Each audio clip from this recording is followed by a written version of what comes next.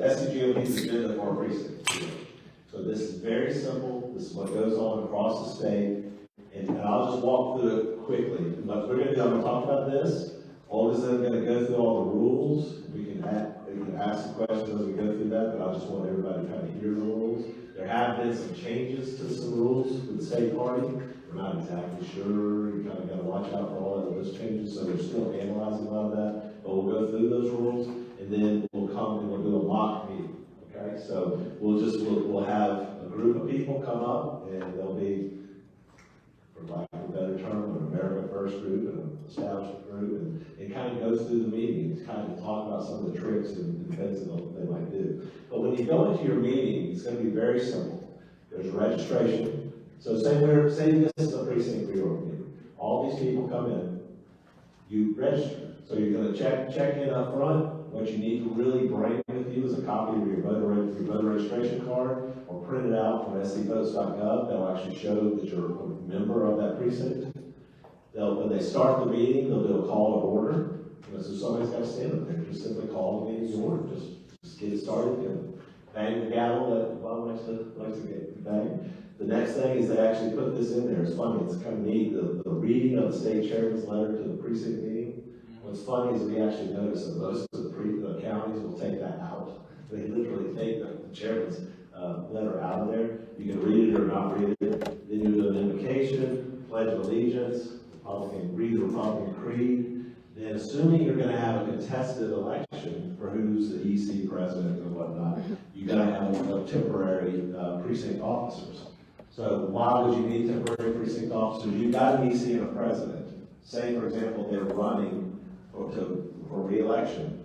It's not fair for the president to conduct the meeting if they're running for a position. A lot of this is about fairness. Now, you may be in a precinct that there's 3 of you, and only one person's running for each of the spots, and y'all have already agreed, and there's nobody else there. They allow you to kind of skip this and just go to the end and say, 3 of us elect Greg Peck to be our EC, and then Harrison is our president, and so on. So you can do that. So realize there is a formality. Harrison saying he wants to be EC, so it will be a contested race. It's a battle royale. But so there is some formality to it, but there's also some informality, because these are your neighbors, your friends, your precinct. So if you have, for example, I've always got a picture of this of our precinct reorg 2 years ago. We had about this many people, and it was contested. And guess what they tried to do when they walk in? Like, oh, well, I'm the current president, who is an establishment person. I'm the current president. I'm going to conduct the meeting. And I'm like, no, you're not. That's not the way the system rolls. And there was a gentleman sitting next to me, and I said, we have to elect a temporary president. I nominate this guy. I didn't know who he was, but it was anybody but. So we nominated him. He didn't know anything about it, and he conducted the meeting very well. We gave him the agenda, and he was okay with it. So don't think you have to have a lot of training about this. And what we'll do is we'll put out the PowerPoints, all the stuff that Olga's going to go through in PowerPoint. We'll have that online, so you can take notes, but realize we're going to publish that out in PDF format. And then we'll probably also go through and do this again, just on a video, and just kind of walk through it, so a lot of other people can see it out there. But once you elect that temporary president, you will go through the membership eligibility certification. So you registered everybody, but then one of those things is you're selecting somebody to be a committee on credentials. So that's somebody who's going to say, hey, of these 3 or 50 people we have here, they're all, we've checked them at registration, we have their voter information, and we know they're members of the precinct. So your credentialing committee will say, hey, we've got 50 people here, and they're all credentialed, and that's the total number of people. They'll talk about the membership eligibility certification, description of the precinct officers, there's a list of that in there, and then you'll just go simply to the election of the officers. There's not much going on. All the point of the meeting is really just to elect these officers. And so you'll just go through the process. Number one, I nominate Scott to be EC, and then somebody nominates Greg, and then second the nominations, or I don't even know if you have to second them, but they've got to go through that process, and then you conduct the election, that temporary president or permanent president. So you go through the EC, the president, vice president, secretary, and treasurer. And then once you get that done, and you're voting individually. So this can be a secret ballot. Some people say, your precinct can decide whether you want it to be a secret ballot. Technically, it should be a secret ballot because it is your individual vote. So if somebody wants a secret ballot, you should do a secret ballot. But if it's a friendly group, you just raise your hand. Now I will tell you, we'll do it when we go through the mock thing. Make sure you got 2 people counting. If you got people from each side, we want everything to be transparent, right? So, and then, because we've seen where they'll miscount the numbers. You can raise your hands, you can count. If there's any discrepancies, hey, everybody for this person on this side, everybody for this person on that side. Just make sure it's transparent, don't assume anything's accurate, don't rush it, you got plenty of time. But then go through each of those elections, and then once you elect your officers, the next step is to elect your delegates. Now, with the delegates, you'll have a list of how many delegates. We published out, certainly in Greenville, we published out the number of delegates by precinct, so you should know the number of delegates you have for your precinct. You have an equal number of alternates for your precinct. So like in Timberlake, we had 33 last year, or 2 years ago, we've got 15 now. Because they base it on it's all based on the June 2022 governor's race primary. You divide that, the number of people that voted, divided by 25, that's the number of delegates you have.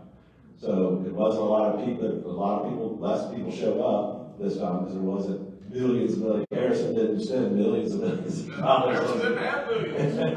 But 4 years ago, they spent millions and millions of dollars and turned out a lot of people. So that's what it's based on. I will tell you the precincts in the northern part of the county where the most contested race would have been Joe Dill and Joey Russo. Some of those really jacked up in numbers. So we've got precincts that are anywhere from 1 delegate to 27. I try to write copies of things you sent us, but is there a description of President? Yes. Where would I find that? Always going to go through it. We'll have it out there, but it is in the precinct pack. Because at my pre-meeting, I'm going to let them know what it means to be a president and EC or whatever. Yes, yeah, but it is in the packet that the party provides. So it'll say, here's what the EC does. And it's very short, so it's not. It'll be too late for me. I need it before that. Oh, no, we'll have this out there, and Owen's going to mention it right here. Okay. You'll elect those delegates. If you have less people than your number of delegates, it's easy. Everybody can be elected. Now, technically, you don't necessarily need to, if you have a known Democrat there, you don't have to elect them. I'm not sure if the person can vote for themselves and elect themselves, but I encourage you to try to fill up your entire delegate count. I mean, we got 15, it'll be easy for 15 people to get a delegate. We want to fill up our delegate and our alternate count. But try to make sure you get enough people to fill up all your delegates, and if you do have more people than delegates, then it's going to be a contested race. So you're going to have to go through that and figure out, an equitable way to do that. What we did in our precinct, 2 years ago, we had our slate. So we had a piece of paper saying these are the people our group was going to elect, and here's our 20 or 33 delegates. Now, they contested, made us go through the election process with the EC president. I think we got down to secretary, and they said, okay, y'all are going to win all of these. So, they let us just, our group vote that way. And so when we got to the delegates, we just said, hey, we're voting on this slate in bang. So all of our people were elected in, and then all of their people came in as alternates after that. So, you could go through and elect people individually and, have that type of a process. Most, like I said, these are friendly groups. These are your neighbors. So you don't want to, hopefully you're not going to have that kind of an issue. They can get contested and nasty on the delegates. But if you're voting in a group and you're winning all of them, or if you're voting in a group and you're losing all of them, I don't know if there's a real point of making it a difficult situation, because these are your neighbors. Elect those delegates. If you can't do this, it's very rare. There are some precincts that do it. You can come up with a resolution. You write a resolution, write something about your precinct, and actually have your precinct vote on it. I kind of would encourage it, if you've got a particular issue, vote on that and have that set up through the process. So it doesn't happen a lot, but you can do that. Then if you have any other special business announcements or something, if you want to talk about how you want your precinct to get active going forward, and then you adjourn. So it's a very simple process. It's very much like what we do, on the countywide meetings. But guess what? You get to do it. And guess what? It's great training. And you get to do it for yourself and get to learn this, because a lot of this is about learning. We want you to learn about Robert's rules, party rules, leadership, how to manage a group of volunteers. It ain't easy. So, very diverse group of different, but you should be doing that. And what we're trying to do as well, think about the big picture. We want the precincts working together. So we've kind of broken the whole part of this, down into the whole Greenville County down into zones.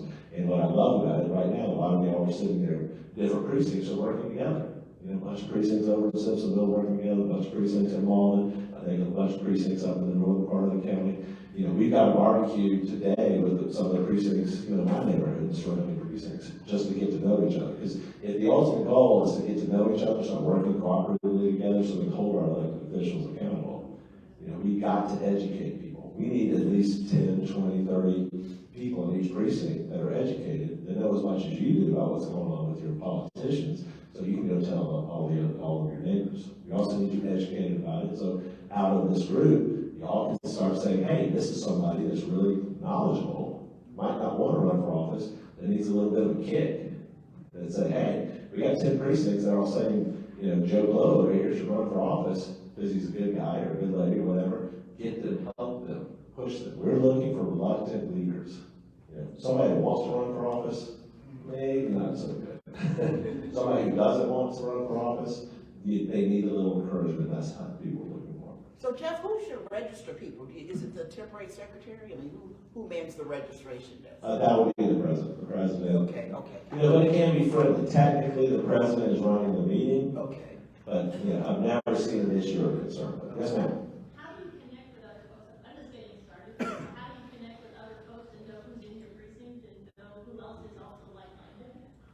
There's lots of ways. We have tons of meetings and trainings on that. Talk to us after this. I want to keep this particular meeting on focus with the meeting. But we do coffee and politics. We have lists.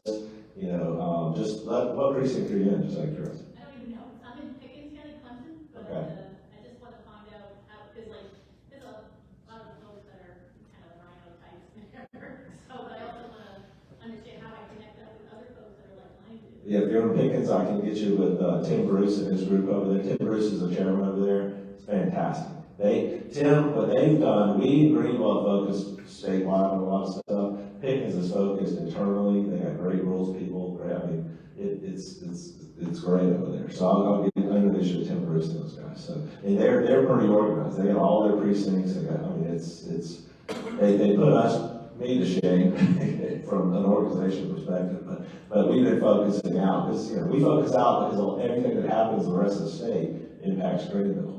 And that's why we're focusing out on some stuff. Is EC the first officer elected? We have it, I don't know does the agenda say EC first or? I don't know. I will go through that. We'll go through that stuff, and I'll tell you, if they pick a different one, we emphasize the EC. The establishment emphasizes president. President doesn't have a vote at the county meetings. So they seem to emphasize for newbies, oh, I'm going to make you president. Sounds fantastic, right?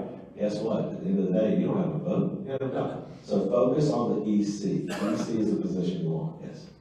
My precinct had never been organized before, and so we went to the makeup meeting, and that's exactly what they did. I've done. It's the most important, and I was like, point of order, point of order. And you can do that. If it's a precinct that they're trying to do the president first, you can do a point of order, try to force it back where you get. Yeah, because they were saying that was the most important, and I was like, no. It's funny. We did a reorg makeup meeting for in Beaufort for Lynn Wood, and we actually went there with them. So it was Lynn and 2 other people, and they had a reorg makeup meeting scheduled. They didn't show up for it. We had 600 people at our reorg makeup meeting. They did not even show up for it. By law, you have to have it. They didn't show up. The chairman did. Nobody showed up. So we were there, called, and he finally came down, and then we did the meeting. And I told them this whole thing: focus on the EC. I will stop and talk about it. Focus on being the EC, because that's where you got to vote. And guess what? Kevin Headley did that then. He just started talking about being president. They all looked at me and said, "Oh, you're right." So I'm going to only go through this, then we'll go back to this agenda. We'll do a mock one. It'll be kind of fun. Hi everyone, my name is Olga Lishinska. If you don't know me, I'm married to Jeff, and I didn't know I was going to do this morning. I put it together, and I was told I need to now present it. So everyone knows. I compiled information that it was presented in 2021 by the state party, and now in 2023. So this is just compilation of information. I did my best, and this is the best to my knowledge about the rules and everything, but if there's anything wrong, let us know, or I don't want to hear that we're doing something on purpose, spreading lies. This is the best to my knowledge that I found out, complied all the information that I was able to find, because we were not provided anything by the state yet, so. Yeah, and just so you know, there is no manual that the state puts out. So we're creating something that the SCGOP should be doing and putting out there. And this is, because they don't want people to know this stuff. So we're compiling it, we're doing their job. So this is, we think it's all right, but you can't assume anything, but don't assume anything they tell you is right either, so. So the zones, I want to mention, we did have maps divided by every zone. If you're in precincts and would like to take a picture, or we can tell you where the electronic copies of maps of every precinct are, we have them right here. It's a great tool to go and, around your precinct to know where the borders of your precincts are. And you can see how Jeff divided every precinct into different zones. This is just a picture of our precinct reorg in 2021. We did have it in a one big location for our precinct, and I was just looking at videos that I had from that meeting. I was going to post them as an example, and I couldn't because you cannot hear anything. So from what we're being told, the state party is creating or booking just several locations for cluster meetings, and it's going to be a mess because this is what we experienced last time. This was just our Timberlake precinct. There were other precincts meetings around us. You couldn't hear nothing. It was a mess. People didn't have a place to sit. We made it work. Jeff got elected, and we got other patriots elected, but it was a mess. So get yourself ready for another mess, because if you have a room full of people and everyone is trying to speak and get to something, it's just going to be a mess. And I think it's on purpose, but just don't get discouraged. You have to go through it. They did this in Oconee 2 years ago with their county convention. They had a location that would fit about, 150 people, and they had 400 people show up. So they had to, the fire marshal, so they had to cancel it and reschedule their convention because they had too many people show up. So realize there will be confusion. Any of you that went to the reorg makeup meeting here in Greenville last time, we had 600 people there. They knew it was be a time, and they just totally made it a mess. So we don't want to get into that drama. We want to focus on this, but just expect everything. So many of you already know what Precinct ReOrg is about, but just in short, the purpose of Precinct reorganization is to elect precinct officers, county leadership, and delegates alternates to attend county convention, state convention, and then national convention. This is the fundamental process. It's also a statutory process, happens every 2 years for each party. So Democratic Party have it on even years, and the Republican Party on odd years. State election law says that the county convention, County committee shall set the date, time, and location. during the month designated by the State Committee of the County Convention to be held. So by state election law, you as a body of Greenville County Republican Party should set the dates and times for our precinct reorganization for our county convention. As we are aware by now, the South Carolina Republican Party decided otherwise, and they asked us yesterday to cancel all our locations. And they said that the date that our executive body voted for, which was March 14th, it's not correct. They didn't tell us the right date, they just said it's not March 14th, cancel your location. All I'm going to say, this is the state law. English is not my first language, but I can read. And it does not say that the state party can decide that for us. And I'm going to let you know, Harris is going to make one comment on this. We don't want to get too far off track. He'll make a comment about this. And to let you know, the one thing we're telling people, don't cancel it. Go ahead and use that as a pre-reorg meeting. Right. Go ahead and use that as an opportunity to bring some people in and talk about it. You know, because they've said if they do dates, it'll probably be at the end of the month. But I'll let Harrison give you that. Okay, this is Item 7, Section 910. Very important, write it down, put it on your phone. The South Carolina GOP has violated South Carolina law, period. So, what I have done and what I recommend to each one of you to do, contact your state senator. I have contacted Shane Martin. I have contacted Tom Corbin. On Monday, I will be contacting the President of the Senate, Thomas Alexander. And we will hold the South Carolina GOP and Drew McKissick, who's directing this, accountable for violating and breaking state law. This is not GOP law, folks.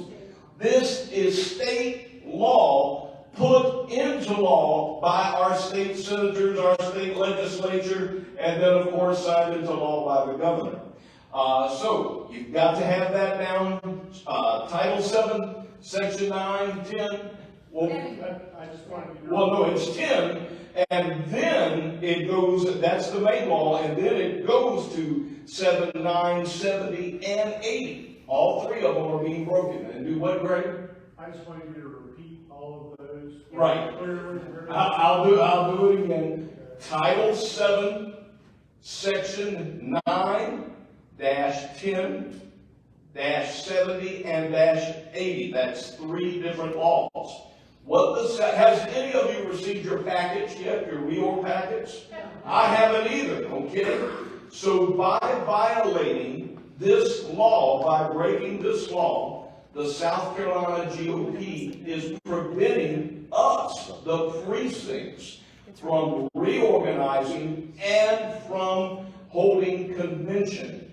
That's why they're breaking the law. So and I want y'all to also realize, it's the South Carolina Senate that oversees the SEC and the South Carolina GOP. And I want to let you know one more thing. The remedy in this law, when the South Carolina GOP breaks the law and they don't fix it immediately, the remedy is the decertification of the South Carolina Republican Party. Folks, this is the law. We need you. The more of us that contact our state senators, the senators will get on the ball because they have the authority. Drew McKissick does not have the authority to break the law. No. But our state senators have the authority to, if the South Carolina GOP will not relinquish reorg and thus the convention back to us this week, then the South Carolina the South Carolina Senate can decertify the South Carolina GOP. So you've got to contact your state senators. Also contact other state senators like Danny Burden from Lawrence, Thomas Alexander. But we still got to contact him.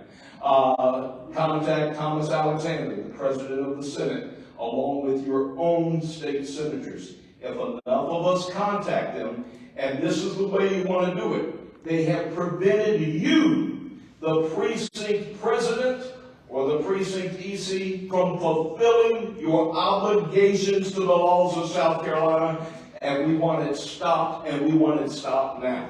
Yes. Thank you. And yes, go ahead.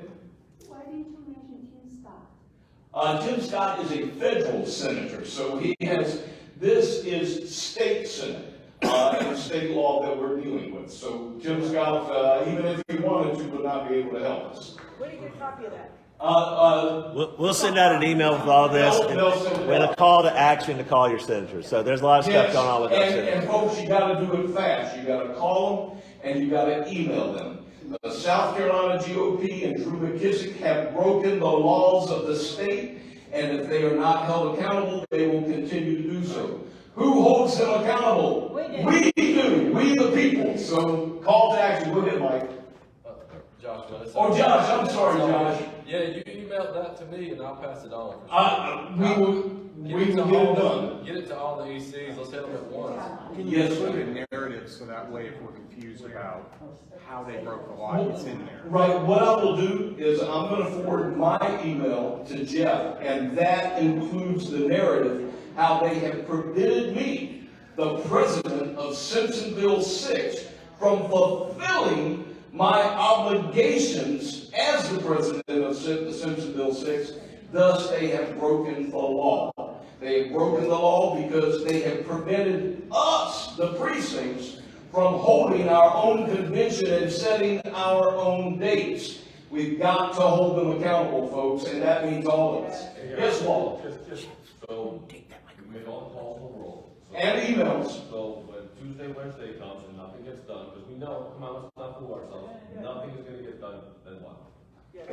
Well, I will tell you what most people, y'all know I traveled the state in my campaign. The majority of the senators don't like Drew McKissick. In fact, the majority of our South Carolina senators cannot stand Drew McKissick because he has lied to them and he has maligned them. Did y'all receive the email about 6 months ago from Drew McKissick saying how bad our state senators were because they wouldn't pass his election integrity law? Senators have long memories, Walt. We have them, the majority of them, on our side, and I personally have a good relationship with the president of the Senate, Thomas Alexander. We'll see how far that carries me, but by presenting him the law, all right, that's the law of South Carolina, not the law of the GOP. That is the law of South Carolina. By presenting him the law and letting him know. Yes. and this big book is fired up because they have prevented us, we the people, from obeying the law. Well, it's got to stop. Go ahead, Josh. Yeah, the only way to resolve this, if South Carolina does in fact take over our reorg and our convention, is fill all your delegate slots. Show up with your delegates and your alternates, run the meeting, take control. If you don't, they will take control themselves. And that's true, we've got to do that, but we also have to do this. Remember, if you let them get away with it, they will continue to steal, lie, and cheat. Go ahead, I'm sorry, you? All right, if they decertify the GOP, what's the next step? Then you start all over again. Then instead of a South Carolina GOP, you would have a Republican Party of South Carolina. You rename it and restart, and if that happens, and we hope that it doesn't, we hope that the South Carolina GOP will obey the law. But if they don't obey the law, then we will restart on a foundation of truth. Will we still have to adhere to the dates that are set at this time? It would be a longer Yeah, process. exactly, much longer. My guess is if they lose the top spot, that's probably, they want it to be decertified so the RNC can start over. Who knows? Tony? I'd be willing to wager that all of us received something from the state Senate recently. At least I know that I did from Senator Corbett, and they wanted to find out what you wanted them to emphasize. And that they gave a number of choices, and then there's the other. And you could fill out that card, or you can go on, and they have a website website that you can input information. You could spell it right out over what we're talking about now. Right. So I think that might be an additional method of doing that. Right, an additional, but again, you've got to, I know these senators well, you've got to contact them by email and by telephone call. And if you want to do a written letter, but a written letter takes too long. The more of us that contact them, and remember, they already got a bone to pick with Drew Alinsky McKissick. And I call him Drew Alinsky McKissick because he employs the same tactics as Saul Alinsky, and we're going to put a stop to it. But we'll send out an email, we sent out a bunch of emails about it, the whole state's looking at this, that's why the senators, you'll hear one thing, but I'm telling you, there's some massive battles going on out there. There's a major shift of what's going on, and it's fantastic. But call them. It's great that they sent that letter. Tony's right. That has a phone number there. Call them. Call them and call them and call them. Let them know. Say, what are you doing about this? They're destroying the Republican Party. We need to be growing the party, and they're trying to rip it all apart. So let's get back to this, though, quick. Back on track.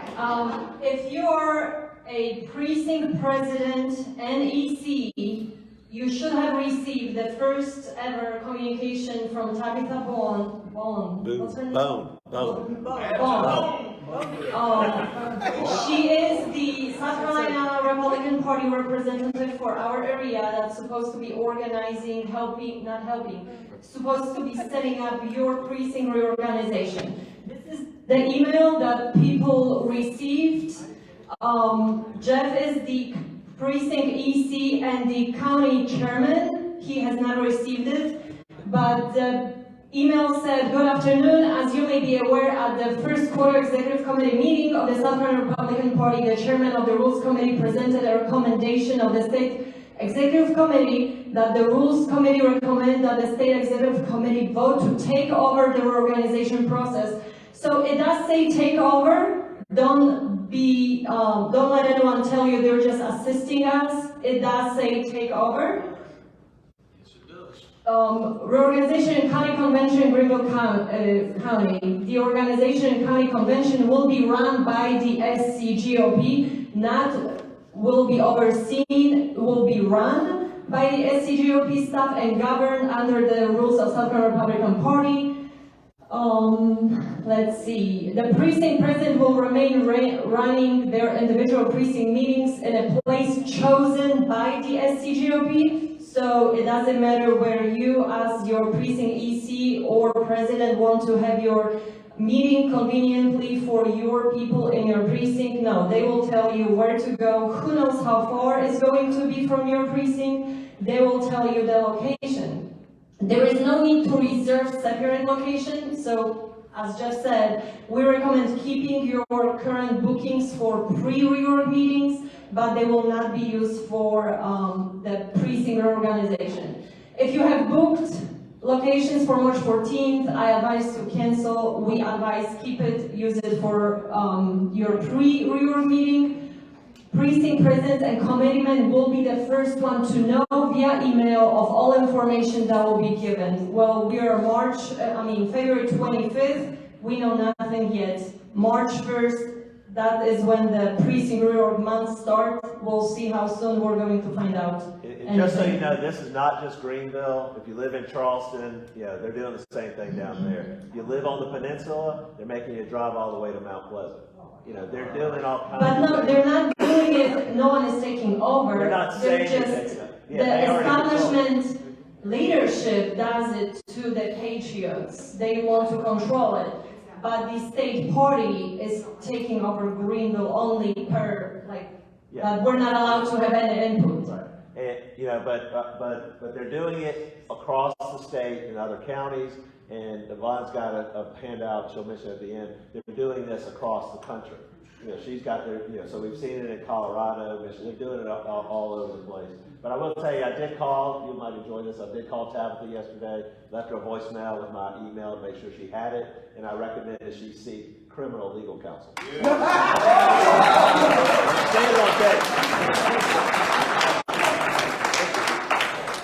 And I guess the reason for the council, and some other people can talk about it more, I there are some laws that you cannot discriminate against election laws and anything like that.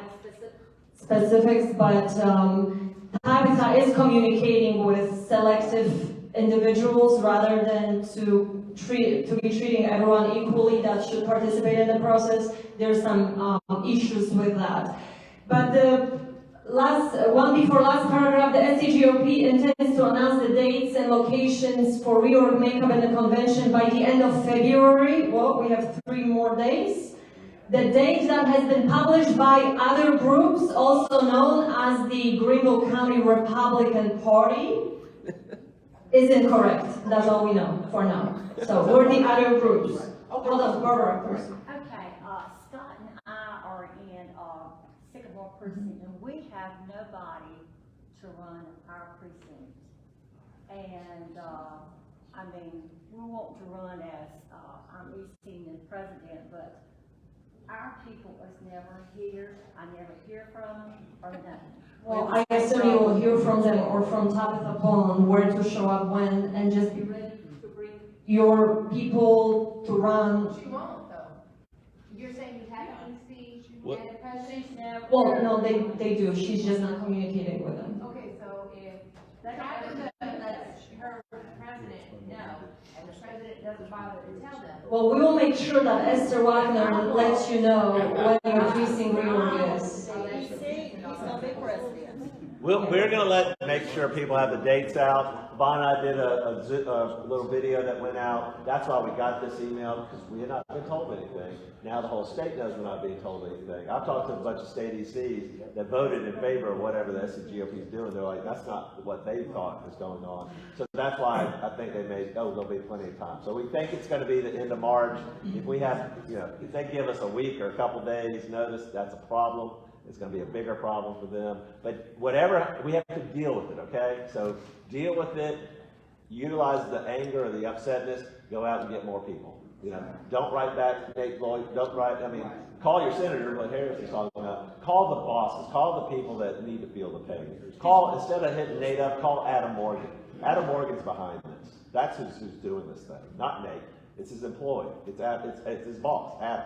So call Adam. So focus on that, but you utilize your energy. What they're trying to do is distract us and get us talking about everything. We will know the dates. We'll get it out there, but they're going to make it as last minute as possible. Hopefully, we'll have enough notice. But the last thing they want is us putting a sign out, reorg's on March X in front on a street with 35,000 cars coming by. They do not want to grow the party. But we're winning no matter what happens. Realize that. Don't get frustrated with it and want to walk away. I'm telling you, whether they do this or that, it's a win because we're exposing who they are. I cannot be more excited about what's going on, but let Olga go through the real stuff. Regarding Tabitha, I just want to let everybody know, I made the comment to her from a big picture perspective that, and we talk about rhinos, but I said, this is this Democrat-like, left wing of the GOP that uses Democrat tactics. I said, because this is exactly what was done to black voters by Democrats. Yes. Trying to keep them away from elections and the ballot box. And I can tell anybody that. It's just very obvious. So I just wanted, and I told Tabitha, she's a young, impressionable girl. I mean, she did try to, do what she could with my campaign, but she's just a useful idiot for these people. I mean, she is. That's all she is. She's a young girl that they're taking advantage of, And they're asking her to break the law. They're asking her if she's breaking the law for the job, she's going to be in trouble. So if you're a precinct, EC, and or president, you should be receiving a reorg packet from the state party. Your reorg packet on the envelope on the front will have a number of delegates that you will be responsible for filling for your precinct. The reorg packet should include precinct reorganization checklist, and I have a sample of that. Precinct reorganization guide, basically a little guide to tell you how to conduct your meeting. Sample agenda. It should have Form 1, and it should have enough forms for everyone. We are told, and we have seen this year, all the Form 1s are, what is it called? Carbon copy triplicates. Carbon copy triplicates.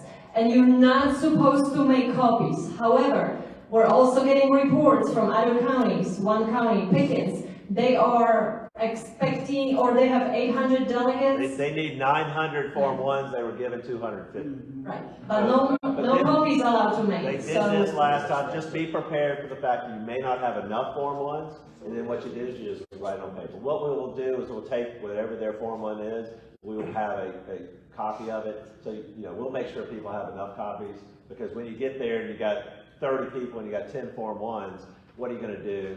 Normally they try to make it an emergency, oh, we'll just go home. No, we're Do gonna not let anyone tell you, oh, we don't have copy, you're not voting. It's like going to an election day. You cannot say, oh, we're out of ballots, you're not voting. Stay until they sign you up. But we're gonna have extra copies of at least the top copy, so you'll have it there, so you're not, chickens with your head cut off, trying to write stuff on a funny sheet of paper. Tell them to take a photograph. And of the also, Form Liz 1. is right, always take a photo of everything.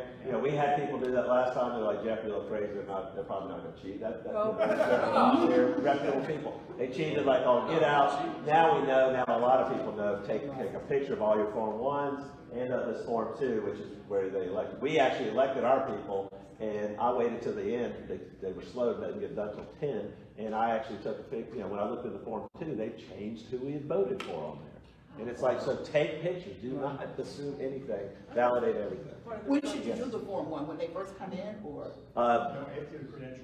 Yes, Okay. yeah, once you get credentialed in the registration process, they know they'll give you the Form 1, you fill out the top of it. Gotcha. And then when you find out whether you're elected or not, then you'll fill out the rest of it. And then it's signed by you, and it's signed by, the precinct officers. And interesting enough, there's still not a date on the stupid form. So, you should, if you're running it, make sure people put dates on there. Obviously, they have extra forms with no dates, and that was all the hard student ballots. Do you have samples of the form? Yes, you got some samples in there. A Form 1 and a Form 2 is who you've actually elected. Slate. Yes, well, that'll be the formal elected slate. So you'll have your slate that you walk in there, your sheet of paper. This will be the final vote, is the Form 2. Yes. Olga, can you flip it back one page? I want to grab a picture of that. Well, we'll realize too, we'll put this Yeah, out, we have so. a PDF of it, we will be emailing to everyone, so you can print it all 70 pages and go, in case you will not be provided that in your precinct packet, you can print this and hopefully that will be helpful. Yes, Tom? It was mentioned earlier or before or at some point that they might have watermarks on these forms. Yeah, I don't know. I'm gonna just help with this.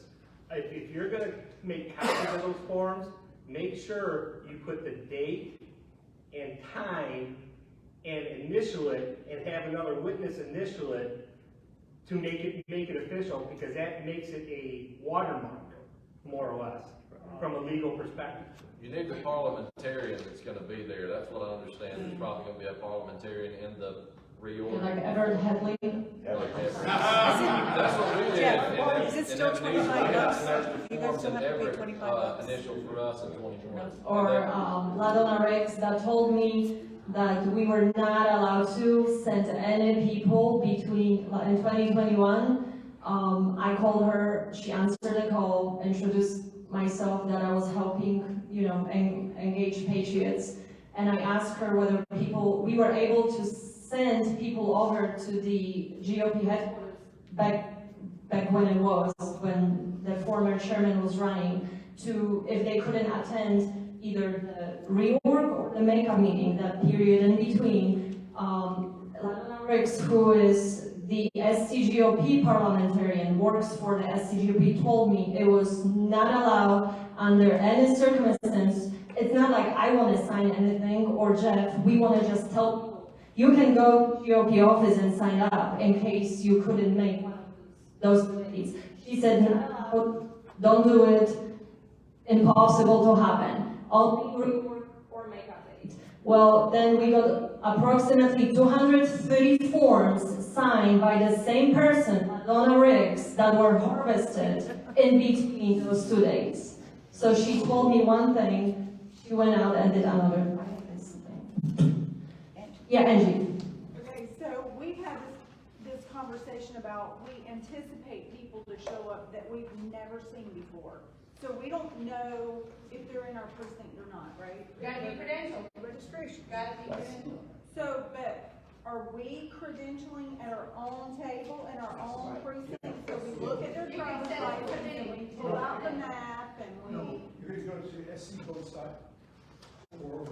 SCGOP.gov.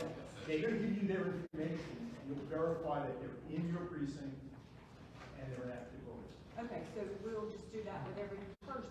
Yes. Unless they printed it out and come in hand. I print mine out in advance, so you don't have to do it. Otherwise, you take the laptop, make sure you have internet access I as just part kind of of the have checklist. a feeling that that's gonna happen. It's probably, There's gonna yeah. be people there that we don't know and.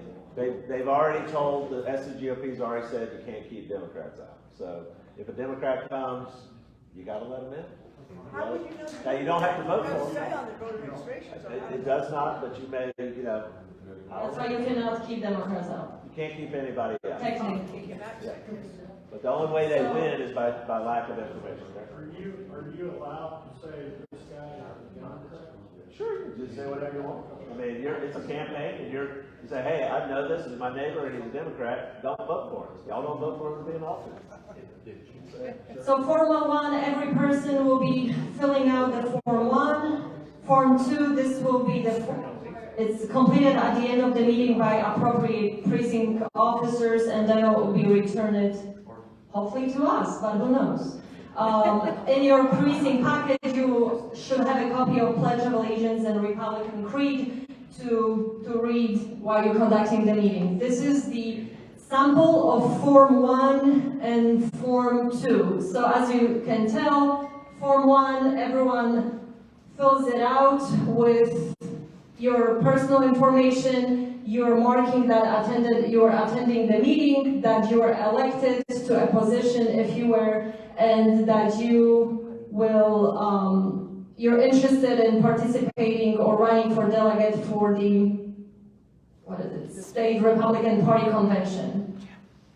So you will be filling it out, officers sign it. The Form 2, this is the precinct officers will be filling it out, who was elected, the president, vice president, second vice president, secretary, treasurer, committeeman. As you see, I have no idea what the committeeman would be at the very bottom, but that's, I guess, what they do. And the empty space there will be delegate names, people that were elected to the county convention, their names will be put down there or in the back if there's I guess they need more space. But don't get wrapped around the axle with this watermark thing. That's what they always claim to get y'all worried about it. I mean, look, it's a form with your name on it. If you're doing a secret ballot, yeah, maybe you want to make sure the piece of paper is a formal ballot and somebody's not stuffing. You might need a watermark or some sort of special notation there. But I mean, it's a document with your name on it. It's signed and witnessed by your president. You sign it, and signed by the precinct secretary and precinct president. You don't need some watermark. So, I mean, don't think, oh, it's crazy and you got to have something special, they won't accept it. Hey, you ran out of forms, so we used a piece of paper, and we're going to have a copy of, give you the copy of the form, but it's signed by everybody. It's not some special watermark thing. Just don't worry about that. You got the temporary president and PC is one of the temporary officers that sign that? No, that would be your actual president of your precinct. So the officers are just, the temporary officers are sitting there to run the meeting, especially in a contested situation. This would be your actual, you as the president would be the actual signer. But that doesn't show anything about the EC. No. You don't assume, so usually people are elected, it's the old people signing, sorry. The new people don't accept, get their position. Normally it's at a convention, the county convention. We've been told that maybe at the state they're changing all kinds of things. And all the process, we'll talk about one more here, but all the processes are changing. I mean, it's bizarre, so we really, but this is the confusion they're doing. Why are they doing this? To maintain control. Keep it small, control it all. These are rhinos trying to Wait, that's like a question for the agents. Don't even correct me. He just moved to Greenville. Y'all, Pickens, Tim's already, he just moved for Pickens. Tim's got it under control over there. But they're trying to keep it small, control it all. Greenville, we're gonna try to grow Greenville massive. We're fighting them all day long. And they want to keep it under their power, and they don't like it for all that. You know, it's real, they didn't get the people that they want. Oh, they didn't do all this reorg. We got people involved 2 years ago. They don't like, yeah. They didn't get. They don't want you as a party, they want Rhino over here. They want the people. They won't do it, yes, ma'am. Take the office after convention, but in SCGOP guideline, it does say that the newly elected precinct officers must complete precinct organization form 2. I didn't make that up. I would recommend the old officer, president, and the officer sign it. Yeah, When we've all seen in the past, it's the old officer. Just keep an eye on everything. Yeah, On temporary officers, can we do that by voice vote, or does that need to be by paper ballot? If it's However you want it can be to. voice. Voice. It's all this parliament, Robert's rule, so you could do voice. If somebody objects, hey, that doesn't sound right, make sure it's transparent and clear. If anybody has if it's 10 people over here saying yes, and one person over here saying no, and it's a voice vote, and that person sits there and says, no, I want us to write it up. Don't give them any excuse. Complete transparency. Yeah, there we go. And more than likely I'll win. We are not going to become them. Okay? We're not going to cheat. We're not going to do. It's a slippery slope. Once you start cheating, it's a slippery slope. That's how these people have gotten into it. We're not going to do that. Jeff, are we going to have people? We know that Everett and that crew's going to be there to push, their rules, set of rules as well. There's going to be confusion. Is there going to be go-to people that we can go to? You. You. I'm not necessarily worried about me handling these people. No, but that's you know what I mean? yeah. So there's other people there that you get scared in the moment and you just go with the flow. And people do get scared at the moment. And we had people last week that had their plan and they went in there and forgot to nominate themselves or give them something. It happens. It's going to, but guess what? They're as equally as confused. Have you talked to some of them? They're not that bright. I know they have the image of, they know everything. They're about as dumb as. They're going to control the process and they're going to ram through what they want. So what I'm saying is well, are we going to have, something's going on, it's hang on, wait a minute, time out, let me go get Mike, let me go get Jeff, let me go get Peter. Are we going to have? Quite frankly, if they do these cluster meetings and if they're spread out on multiple days, that'll be good. I can be at every one. I would love it. I'm okay with them being at every one. I'm okay. But we have to teach you guys. You have to take some responsibility and learn a little bit of this. Learn the mock meetings. No one is coming to save us. Yes, no one. There's no cue that's going to save our reorg. Okay, so there's a possibility with Angela's dad passing away that she's gonna be out of state. She's our secretary. Can she run again and we elect her? Yes. So We'll that talk will be, about yeah, we'll get to that. We have that in the. That traditionally, you've been able to be We'll elected get as an to it, office. please.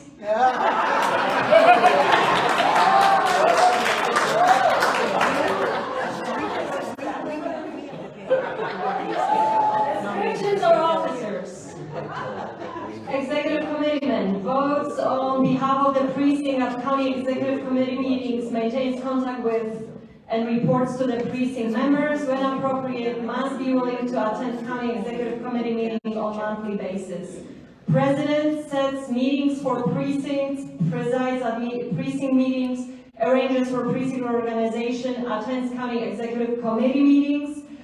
The president is automatically a proxy to your EC. If you cannot show up to a county executive committee meeting, your president shows up, they're automatically a proxy, unless you as an EC will designate a different proxy. Your proxy designations supersedes the automatic president proxy. So if you have a good president, you don't have to worry about it. If you don't have a good president, you always want to make sure they come to executive committee meeting with your form that you designated.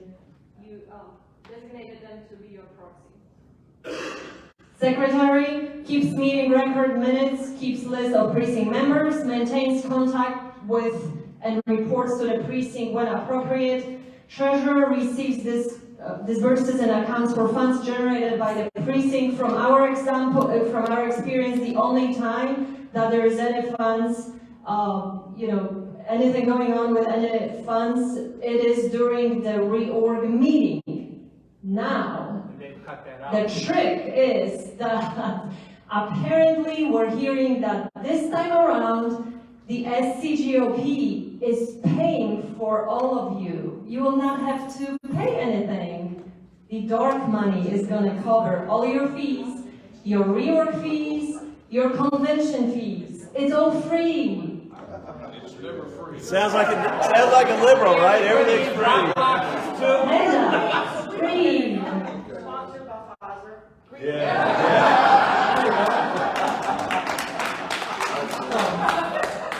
What they're trying to do, normally this is the biggest fundraiser of the 2-year term, is the convention, $20, $15 to put your name in the nomination, to be a state delegate. We should, in our estimate, we would have had between $50,000 and $75,000 after cost with our convention. So that's part of the reason I think they're taking over, because they want us at the end of the day have zero in the bank account. So that's what's going on. But guess what? This is okay. We want them, we are going to play by their rules. We will do everything. We are the majority. We will show up. If they do pull some hanky-panky type stuff, that will just further expose them, which is a win. So no matter what happens, we win out of all this. But we have to do our job, focus on it. Don't get mad and say, I'm going home, I will start a third party, forget all these people, I'm going to be a libertarian. We can always choose to bring the fees as a donation to the Greenville County. Since she's the treasurer, she's taking It becomes a donation to Greenville County. There's nothing the state can do. Right. So don't get mad. We do have, we voted as a body to approve this membership thing, quasi-membership, but it is a donation, $25 and then $40 for a fan. But that's how we'll do it. But the rhinos last time they had to pay that $7,200 and they didn't like it. Now they don't want to have to pay the money. They're going to pay Merkel, which is funny. I would suggest the donations come after we know the results. Yes. And we have a lot of people that have been submitting expense reports that we just haven't. Whatever we do raise between now and then, there's a lot of costs that could be covered. I will tell you, we're not going to throw a $9,800 party at the Points Club. If you do write a check for it. No, we're not. No. We'll do a barbecue in the backyard.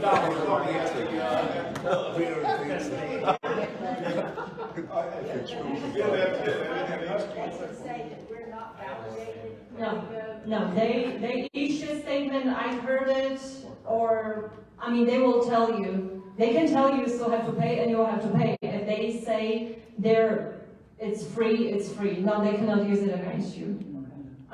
They could try, but no. But is it discriminatory against the other counties? Why aren't they complaining? Because I lived in Pickens, I would be very upset to hear that I've got to pay. There are people complaining all across the state. That's why, to Harrison's point, call your senator, call the people that are pulling the strings, or give people pain that can fix it for you. Okay, we gotta give the pain to the right. Nate Lloyd was paid to sit there and agitate you and send emails back and forth. Ignore that. Yeah, because Spartanburg has to pay. Right. So ignore that. Go to the people that are responsible, that are pulling the strings. There's always somebody behind there. I could care less about Nate. Frankly, Drew is somewhat irrelevant. Lindsey Graham at some point is somewhat irrelevant. There's people behind him. That's what we're doing. That's why we're pushing all this. It may seem uncomfortable, but guess what? It's exposing the heck out of all these things. If you want a nice tea party, tea drinking party, you've been having that. Do you want that kind of America, or do you want one that's gonna, it's not gonna be fun, but revolutions are fun. We're a revolution, so certainly it's glad we're not shooting, but we've got to expose this stuff, and it's easier to expose it now before it gets worse and worse and worse and worse. So we went over all the last one is the delegate to the county convention, attend county convention, and then it's a split of meetings in order to vote on business matters related to the county convention and district convention. Our experience, this is the only time you need your county delegates is to go to the county convention to vote for the chairman, vice chairman, executive committeeman, and any other business or resolutions, whatever is going to happen at the county convention. So when you recruit people for reorg, you want people to get engaged and be engaged the way we are, but at the end of the day, some of our neighbors told us they're not capable to commit more than, so much time. And we said, well, we need you for the reorg and for the county convention. Other than that, we report to them, they report back to Jeff, cheer him on and all, but they cannot be with us all the time. But they're there, they're watching, and they're just happy that they have representation. So all we really need when you talk to people to come and vote for you, please show up. We need you twice, for the reorg meeting and for the convention. If they want to be involved throughout the year, great. If they don't, it's okay too. You'll be representing them. We encourage people to stay in touch, keep them updated what's happening, but don't scare people that they will have to be at every meeting or they signing up for some big commitment. Here, so I got this from Beaufort County Republican Party. Their, I guess, board or whomever put a nice Precinct ReOrg packet, and that was included in it. So I thought, well, it was good. You can, look at it and have like a little cheat sheet who qualifies for what position. County chairman, county executive committeeman, first vice chair, delegate to state convention, alternate to the state convention. You have all yeses. One of the, I don't have my little thing, but the Republican primary votes, 2 out of 3, that was the new rule put this past summer, and that created a lot of confusion, including our elections for our officers. And we have gone over this 10,000 times, and I'm going to go through it once again because there was a division caused between our group by the opponents, and they tried to tell us that we broke the rules by electing our third vice chair. We didn't break the rules. Number one, he did qualify. Number two, because of all the drama, we decided just go without our third vice chair. He was never posted on the website. He works in the whatever he can help with us with. He's part of the reorg team. He works hard. He doesn't care about the title. We decided, you know what, if there's a problem, we're going to go without the third vice chair. But at the end of the day, even if he didn't qualify, although he didn't have to qualify. Because at the county convention, or the only position that the county party has to have, it is the chairman, vice chairman, and EC. Other positions are really made up. You can have third vice chair, fourth vice chair, fifth vice chair, 10th vice chair. You don't have to have it. These positions are made up, and Beaufort County GOP confirmed that to us. Second vice chair, third vice chair, Republican primary votes, 2 out of 3, big no. Treasurer, Mary, I'm glad you qualified, but you don't have to. Big no. Parliamentarian, they have area manager, regional director, whatever positions. So basically what you're saying is anybody who fell for the lies and doubted Wall was suffered. That would be... They fell for a trick. That's why we fought this whole thing. But the key for you guys to realize when you're recruiting people, the confusion is people think your county delegates need to be 2 out of 3. No, anybody can be a county delegate. Anybody can be an EC or a president. We do have the issue of the Greenville rule that the 2 of 3 for ECs. We suspended that. A lot of people forgot. But we had that was in our county rules. We suspended it, so if you're an EC, you don't have to qualify for 2 out of 3. You can be vetted another way. We are planning on changing that at the county convention. So right now, you could be an EC. So we are kind of strategizing. If you want to be the EC, And if you don't have 2 out of 3, let's talk about it, let's try to figure that out. Because they may, imagine if we're not able to change it at the county convention, and you don't qualify under the 2 for 3, then they're gonna come back, it's not a state party rule, it's a local party rule, and Nate or whomever's gonna come kick you out and say, well, you don't qualify, you didn't change that at the convention. You know, so we are gonna probably recommend that everybody that is an EC qualify 2 out of 3, just as a, belt suspender. If someone new comes in and will try to enforce that rule again, even though we suspended it. Right. How do we show that we qualify? You can get your voter information from Conway here down at University Ridge. They say you can email team@SCGOP and they'll send it to you. I've done it, got no response, but now that we showed people how to get it from the State Election Commission, now they're charging you $10 for it. But Conway, come down here to Conway's office and they'll do it for free. But it has to, but realize it's not just your voter record. They have to give you the extra sheets behind it that show that you voted in the Republican primary. Because the voting record doesn't actually show it. And I'll tell you, there's also, we've got some people that do the election integrity stuff that said that 43% of the voter records are actually incorrect.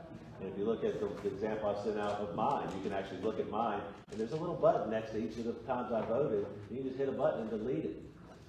It's not a surprise that somebody at State Election Commission or in one of these offices, because one of the rhinos, his wife worked there, and she was an officer in the Greenville County Republican Party. And I called and asked Conway about it years ago.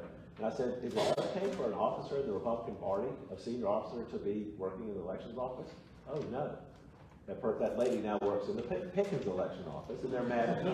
But you know what? I don't want a top-level Democrat working in Conway's office of the Greenville County Democratic Party. And they're mad at me because they were cheated and they got caught. Point of information, if you're new to the state. Yes. Okay, you're new to the state, good. You can get your records from your previous state that will support that you have voted in Republican primaries. Yes, if you vote, or if you are a registered Republican in the other state, that would show that you're a Republican. We are doing this because we don't have registration by party, which is because we were missing. But it is supposed to be a way to keep the Democrats out. It's actually a way to keep patriots out. Because for right or for wrong, there's a lot of folks that don't vote because they're frustrated, they don't see the point. But all the rhinos know. And what we need, from now on, I hope everybody goes and votes in every primary. Every opportunity you have to vote, you should go vote. Yes. So don't listen. Right? It's a privilege. That sheet, you said that was from Beaufort County. Do we have evidence to back up that statement, or is that? Yes, I received a whole packet. Because that one is showing that none of the precinct level titles need a voting record. Is that correct? Oh, the Beaufort one? Yeah, yes. Because in Beaufort, they don't have a local rule. Oh, but that's set at the county level. Correct. It can't, yes. We set it at the county level, they set it at the county level, we suspended it, and we're hopefully gonna get rid of it at the convention. But just the key is realize, if you wanna run 3C, make sure you have 2 out of 3, just as a super bootstrap. We're not gonna require it, but you really don't wanna get kicked out for that. But your county delegates do not have to qualify 2 out of 3. A lot of people are saying, oh, I can't be a county delegate because I don't have to. No, anybody and everybody can be a county delegate. Okay? Registered voter. Yeah, gotta be registered. Yes. What are the 3 things? What? What are the 3 things? You said 2 out of 3. Oh, 2 out of 3 June primaries. So if we don't register by party, so it's hard. I don't know if you can be a Democrat. I don't know. It's not like I can be show. Okay. So all I voted twice. As long as you voted in 2 of the last 3, so the 2020, so 2018, 2020, and 2022, June primaries, not the sheriff's race, not the June primaries. And I'll keep you all posted if we get an updated version if Beaufort GOP decides to change it that second and third vice chair does qualify suddenly because we pointed out they don't. So we went through this fight to point out what they're doing at the state level. One of the county chairwoman got up at the last state EC meeting and said that she only had 1 officer on her entire board that qualified. She talked about, because it's a Democratic county, they're literally voting in the Democratic primaries down there because that's where they have influence over the election. And they're officers of the Republican Party. I get it. They might be, but you know what? You can't enforce the rule here in Greenville and just say, well, XYZ county over here can get away with it. That's why Drew and those guys kept coming back, well, maybe you lose your position. They know it's pervasive all over the state, so. These points here, there are guidelines prior to precinct organization meeting. I'm not going to go over them because guess what? The state party is doing all of it for us. So that's the beauty of it. We still want to get back control of our reorganization process, but if we don't, the positive, all you have to do, engage people. Go find delegates, go find delegates, go find delegates. You don't have to be worrying about none of this. The SCGOP will be doing it. As far as when you find out where your precinct or organization is, I was going to recommend make it cozy, make it, family friendly, bring balloons, maybe bring some refreshments. I don't know whether that will be possible and allowed. As you said, as you saw our meeting in the big hotel, it was so crowded, there was we couldn't wait to get out of there, but our goal was to make it like a family affair, bring kids to teach them about the process and all. Now, I just don't know, is any of that going to be possible? But still try to make it fun when Yeah. you're recruiting people. Say, come in, it's a learning experience. Some of my neighbors, they've obviously said, I've never heard of this reorg before, but they'll, after coming to ours, they say they'll never miss another one again.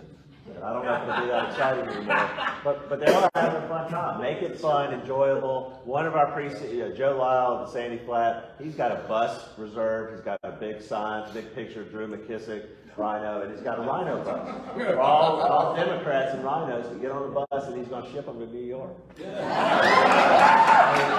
He's literally doing it. I thought he was going to have a blimp, but he's doing it. We brought a picture yesterday to the headquarters, the big banner. It's a 3x5 of Drew McKissick. But make it fun, have a good time with it, but don't get angry. And he may be but picks, he's hiring professional hostesses to help him. Oh my goodness. He's hired security. He's got 2 sheriff's officers coming. It's going to be massive. But he is send out letters to, he's doing text messaging in his precinct. I'm like, can you spread it around more than just your precinct? But he's texting them. He's sending letters. He sent multiple letters to these people. He's making it fun. It's a lot of fun. Cynthia? Not to drop right back, the fact that chairman, vice chair, and ECs have to have the voting record, is that a state rule right now? Is that some kind of? That's a state rule, but those are county. But for county For the officers. county officer. But it's a state rule that says. It's a so. state rule they changed on July 30th this year. And they changed it, because for example, Roger Slagle, chairman of Horry County, I don't think technically he qualifies 2 out of 3 because he was working, he just retired and moved back. He had a place in Horry, but he was working in China. And he just didn't, vote. Could have voted absentee, but he doesn't qualify. So that was probably to keep Roger out of either running for SCGOP chairman or running for Horry County chairman again. Okay. They make. If I'm approached, I want to be able to say, it's South Carolina GOP rule. Yep. Another proof that in the past copies were allowed. This was copied from the 2021 Precinct ReOrg manual. At the very bottom, it says it's saying that as a county chair, county reorganization committee, precinct officers should prepare additional meeting materials that include enough copies of Form 1. That's what we used to do. Now they tell you don't do copies, but we encourage have some extra just in case. So over on what people have to bring to the meeting, does everybody have to bring, we know they need their card, but what about the voting record? Does everybody have to bring that or only? We encourage to do it just to be safe. Yeah, but that's only, that would only be for the EC. Yes. Nobody else really needs, the only people that need the 2 out of 3 voting record would be the 90 delegates we send down to Columbia, would be the officers, it really is only the top 3, but just everyone probably should have for now, and if you're the EC. The rest but do not let the fact that this 2 of 3 rule, do not let that slow you down. Only if you want to be in a leadership position, just try to make sure you have it. Right, because that might turn people away if the state comes to reorg, you've got to have your voting record. Yeah, don't ask people to bring their voting records to the door. Just your voter, just make sure you're an actual voter. Okay. Pamela? So in Lexington County, we're actually putting the burden on them to prove it, them. We're making them work for it. We're saying, prove it. Prove it. And that's just the way we're doing. Yes, we voted everything, show me. And I wanna see yours too. Right. Right now, we'll make this last 10 hours or 2. Pamela runs the Women for Trump in the Midlands, and they're from Lexington visiting with us today. But yeah, this battle is going on everywhere. A lot of people think, oh, Jeff's the lightning rod, and Jeff's the problem. No, it's everywhere. Pamela's the problem down there. I'm the Pamela Gosling from Greenville. She's not the Jeff Davis of Lexington. Hey, Jeff, before you go on, basically, the only thing that we need to do for identification for everyone coming in is just to make sure that, for me, I'm Simpsonville 6, that they are a legal voter in Simpsonville 6. That's the only identification. Legal voter, registered voter in Simpsonville 6. If you move the day before, there's no time period. You could change your voter registration the day before, the day of, to Simpsonville 6, and that's, as long as your voter registration says that, the day of. That's it. So there's nothing else. Technically, the party has actually said you can't require them to show voter ID. Do what? I mean, at least they're doing it in Pickens and all that stuff. So I'm going to hope they capitulate on that. And if you got a question, somebody shows it. Hopefully, you should ask them for their voter ID. But the state party's been saying you can't ask for voter ID. I thought Republicans were the party of voter ID, and they're saying no. Hey, what we did last year in Enery, I operated a computer on the side and I did SC votes, and if you had a driver's license, I could type your information in and show if you were a registered voter or not. Don't push the card, use your technology to make that work. Yeah, just meant you can do it on your phone, you look somebody up, screenshot it, you can do it on a computer or laptop. That's what they always do. So even if somebody forgets, tell them to, don't tell them to turn around and say, we'll look it up right here for you. You don't need the hard copy. The credentialing committee, and we'll take their word for it, I guess. I would still recommend that that's what in our little guideline is, that we, not knowing whether we will be doing it or them, I would encourage every president EC designate a person like Tom that will be sitting on the side ready to credential people. You can have a list, we can provide you a list from the last 2021 reorg who was attending and what positions they have, whatever, if that makes a difference. But have that computer ready. SC votes, if people come in and they don't bring that registration, you can look them up, whether it's for your own, double check, or if the SCGOP will not have that credentialing person. Or you sit, better yet, you sit with SCGOP credentialing person. We should not trust anything they do. So have your designated person that will take that task of credentialing or double checking people. You're going to be, whether they're doing it or you're doing it, you should be able to watch everything. So if they sit there and tell you, no, you can't look at the credentialing process, no. That's a big, if they sit there and say you can't watch them do it in the county, if you do a secret ballot, no. So I think per precinct, it costs about $50 to get the voter data out of the ERIC database. Okay. So that's another way of doing it too. Yeah, but the party does not give Greenville access to the voter stuff, so I can't give it to you from the party. We do have it through mySCGOP, so we can give you the hard R's. We have the old one for 2021, some people like, and then we have the hard R's for 2020. But I think that's available to anyone that just wants to pay the money. The voter record, the voters. If you want to list the voters, I can get the hard R. The hard R is a little bit different with the voter data. But if you need it, and we're sending it out, we've broken the county into the 12 zones. We're giving that information to the zone leaders, and they can break it out. And y'all hopefully are meeting, or the people are doing their meetings and sharing that. So, but we have it. We can help you with it. But I just want people to know it's not through the party. So, because they don't want to grow the party. We want, the treasurer, Olga sat there and talked about the difference what precinct people do. We want to activate our precincts a whole lot more. We want our treasurers out there going and raising a little bit of money for your precincts. And y'all should be doing, instead of a Greenville GOP meeting with 300 people, there should be 12 different things. Y'all in zone 1 to zone 12 should be having your own meetings and have 100 or 200 people there. You want to scare some legislators, you get 12 zones meeting with 300 people each, they'll freak out. They will freak out. That's what we want to do. You put us in zones when we were at the other meeting, but I don't remember my zone number. That's kind of important. I'm going to do more with that now that I see the big picture. We got the list up here, and we'll publish out more of this. But I mean, this is really throwing a monkey wrench into what we're doing, obviously, but that was the intent. But we're still going through with the plan, and we'll play. My precinct's real small. I'm hoping to get it bigger, but it's almost 0 right now, so I'm hoping to grow it.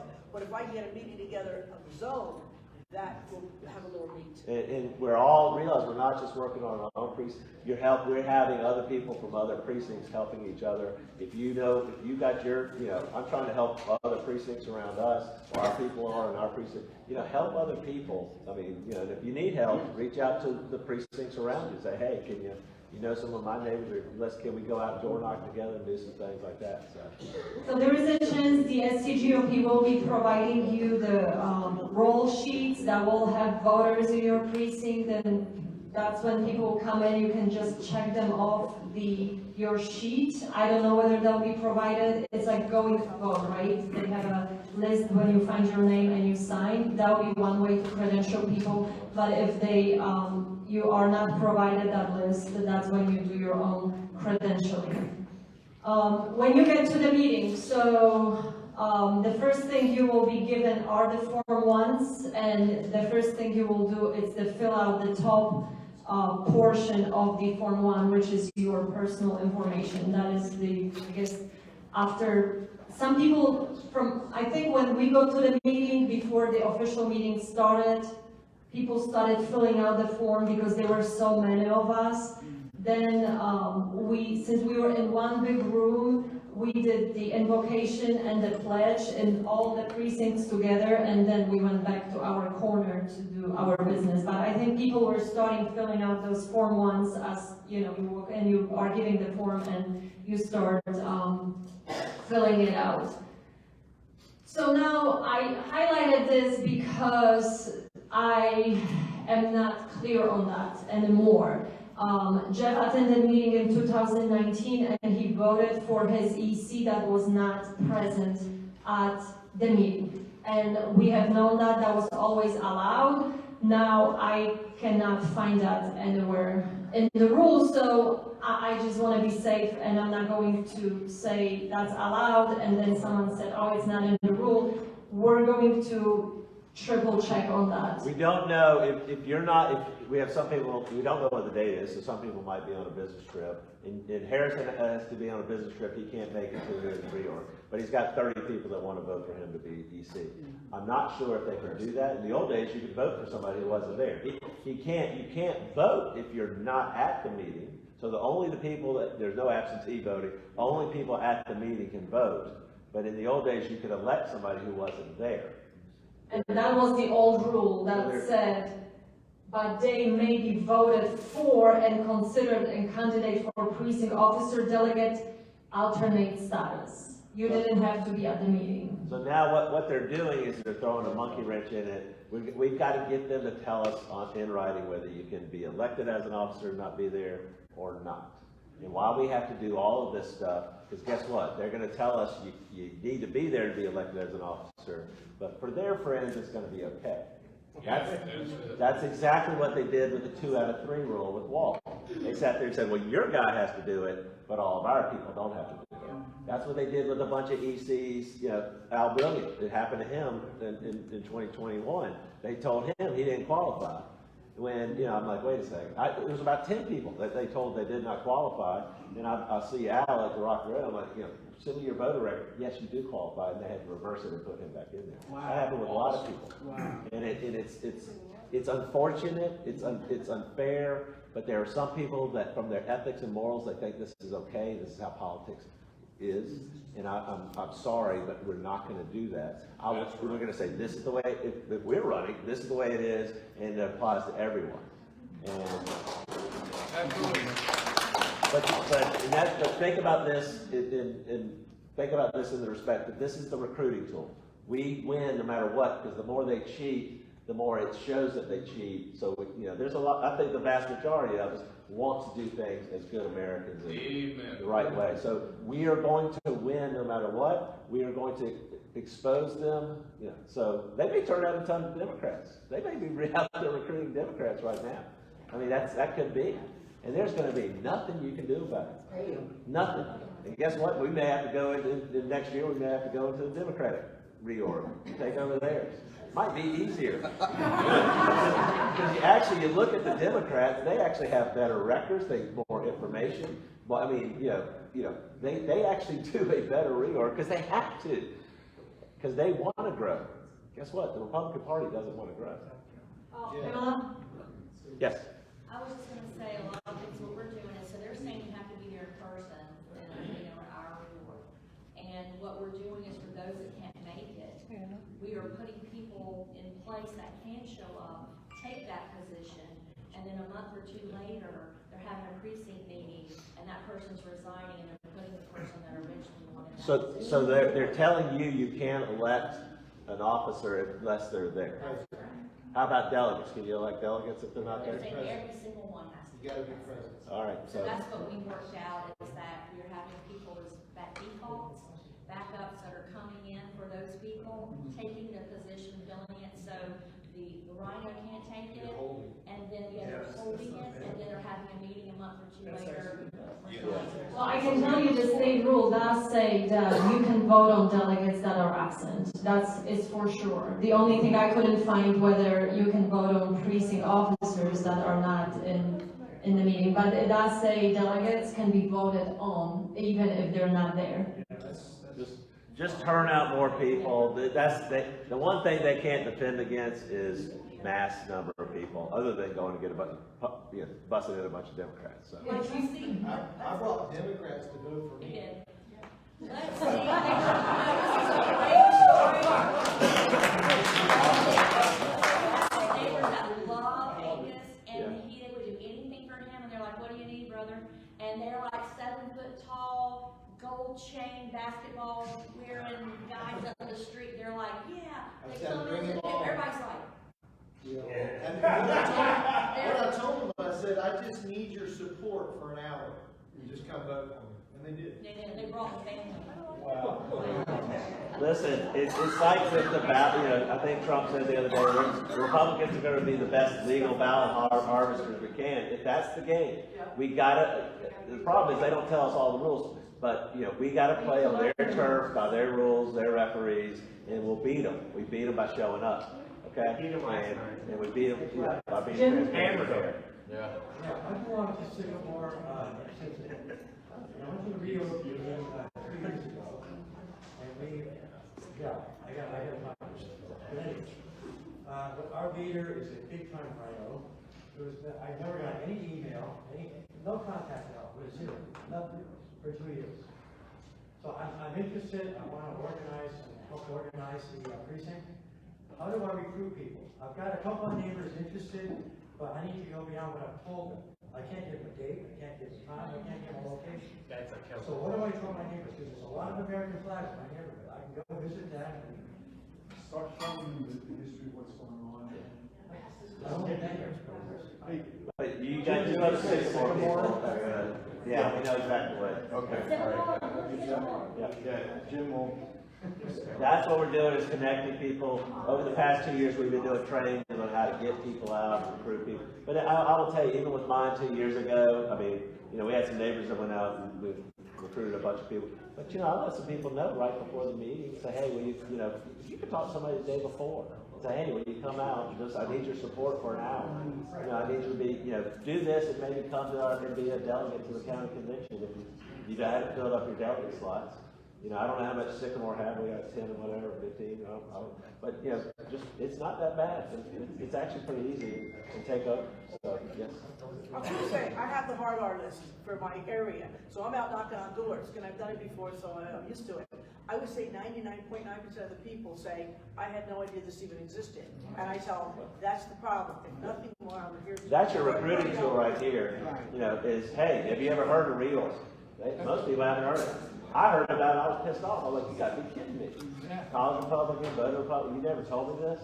And saying, yeah, that's what the Rhino's been doing. That's your recruiting tool. But it's not that hard. Get 20, 30. I'll tell you, the other side, they do not work. They're not willing to work that hard. All right, let's finish up these rules. Yeah, because we want to do a mock meeting. So think about who wants to be on the other side. Y'all think about a few people, because you're going to try to vote. You're going to vote out the establishment guys in there. So, once again, if you would like to be the state delegate, the delegate to the state county convention, you will have to prove that, you will have to be qualified with the 2 out of 3 last GOP primaries, and there will be at the bottom of the form 1, there is a little spot that you will have to say, I'm qualified. From my understanding, there is a process that before you actually go into the state convention, there will be obviously triple checking that, but just if you're not qualifying, please don't sign up for the state delegate. You will not be allowed to participate, and they'll just, we don't want to take these spots for people that will be qualifying. Yeah, there's no fee to be a state delegate, is what they're telling us right now. So if you voted in 2 or 3, just go ahead and sign up for it. But we'll we'll have a group like we did last time that sits there and comes up with our slate of the 9 people, because we want to vote as a block. That's just so you get to the meeting, as people are coming in, you will spread these forms once, you will start people filling out these forms, so the process, gets moving 7 o'clock, unless you have still people, getting through the door, we would say start on time, as close to the time as you can. You will start with just following the agenda that Jeff went over earlier. You will start with the invocation, with the pledge, and just step by step follow the agenda. They say that proper parliamentary procedure should be followed during the meeting. We always encourage people, get yourself familiar with the parliamentary procedures, Robert's Rules of Orders, and all of that. It's not difficult, you just need to read it and get used to it. After all the business has been conducted, each precinct member must complete the bottom portion of the precinct organization form. That is when you mark what you were elected to, whether it was an officer position or the county delegates, or you decided to run for the state delegate. The newly elected precinct officers, that's the confusion, I guess. Because later on you will see it does say that you take office after the county convention, but here it does say that the newly elected precinct officers must complete precinct reorganization form 2. That is the form where you list all your precinct officers that were just elected. All forms should be turned into the new precinct president at the end of the meeting. I think this is, you see, they do one thing and they practice another, because our precinct meeting, Jeb was elected EC, he was not allowed anywhere near the table when they were signing everything. So you you maybe all the current officers, if there are new people elected, they will not be taking the office until after the county election. I think we can agree on that. They're going to tell us different things. Be transparent and fair. If somebody gets elected that you don't like, let them be a part of the process. The only thing they wanted me to do with my precinct when we all got elected was they were going to allow me to count the money. The one thing I wasn't going to touch was the money, because I'm sure $20 would have been missing. It had been But I mean, just be open and transparent and fair, no matter what happens. And even if so you guys will be running the meetings. I'm still talking from our last experience. We weren't running the meetings, we were new participants, and I don't participate, by the way. I just watch everything and record.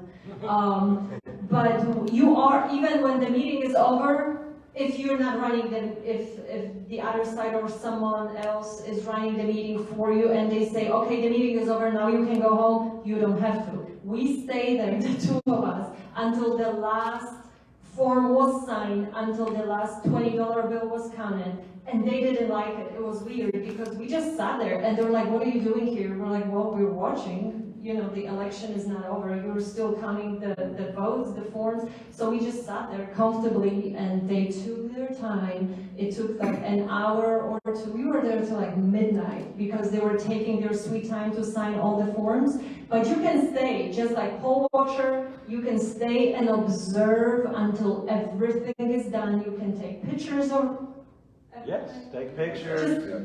just watch.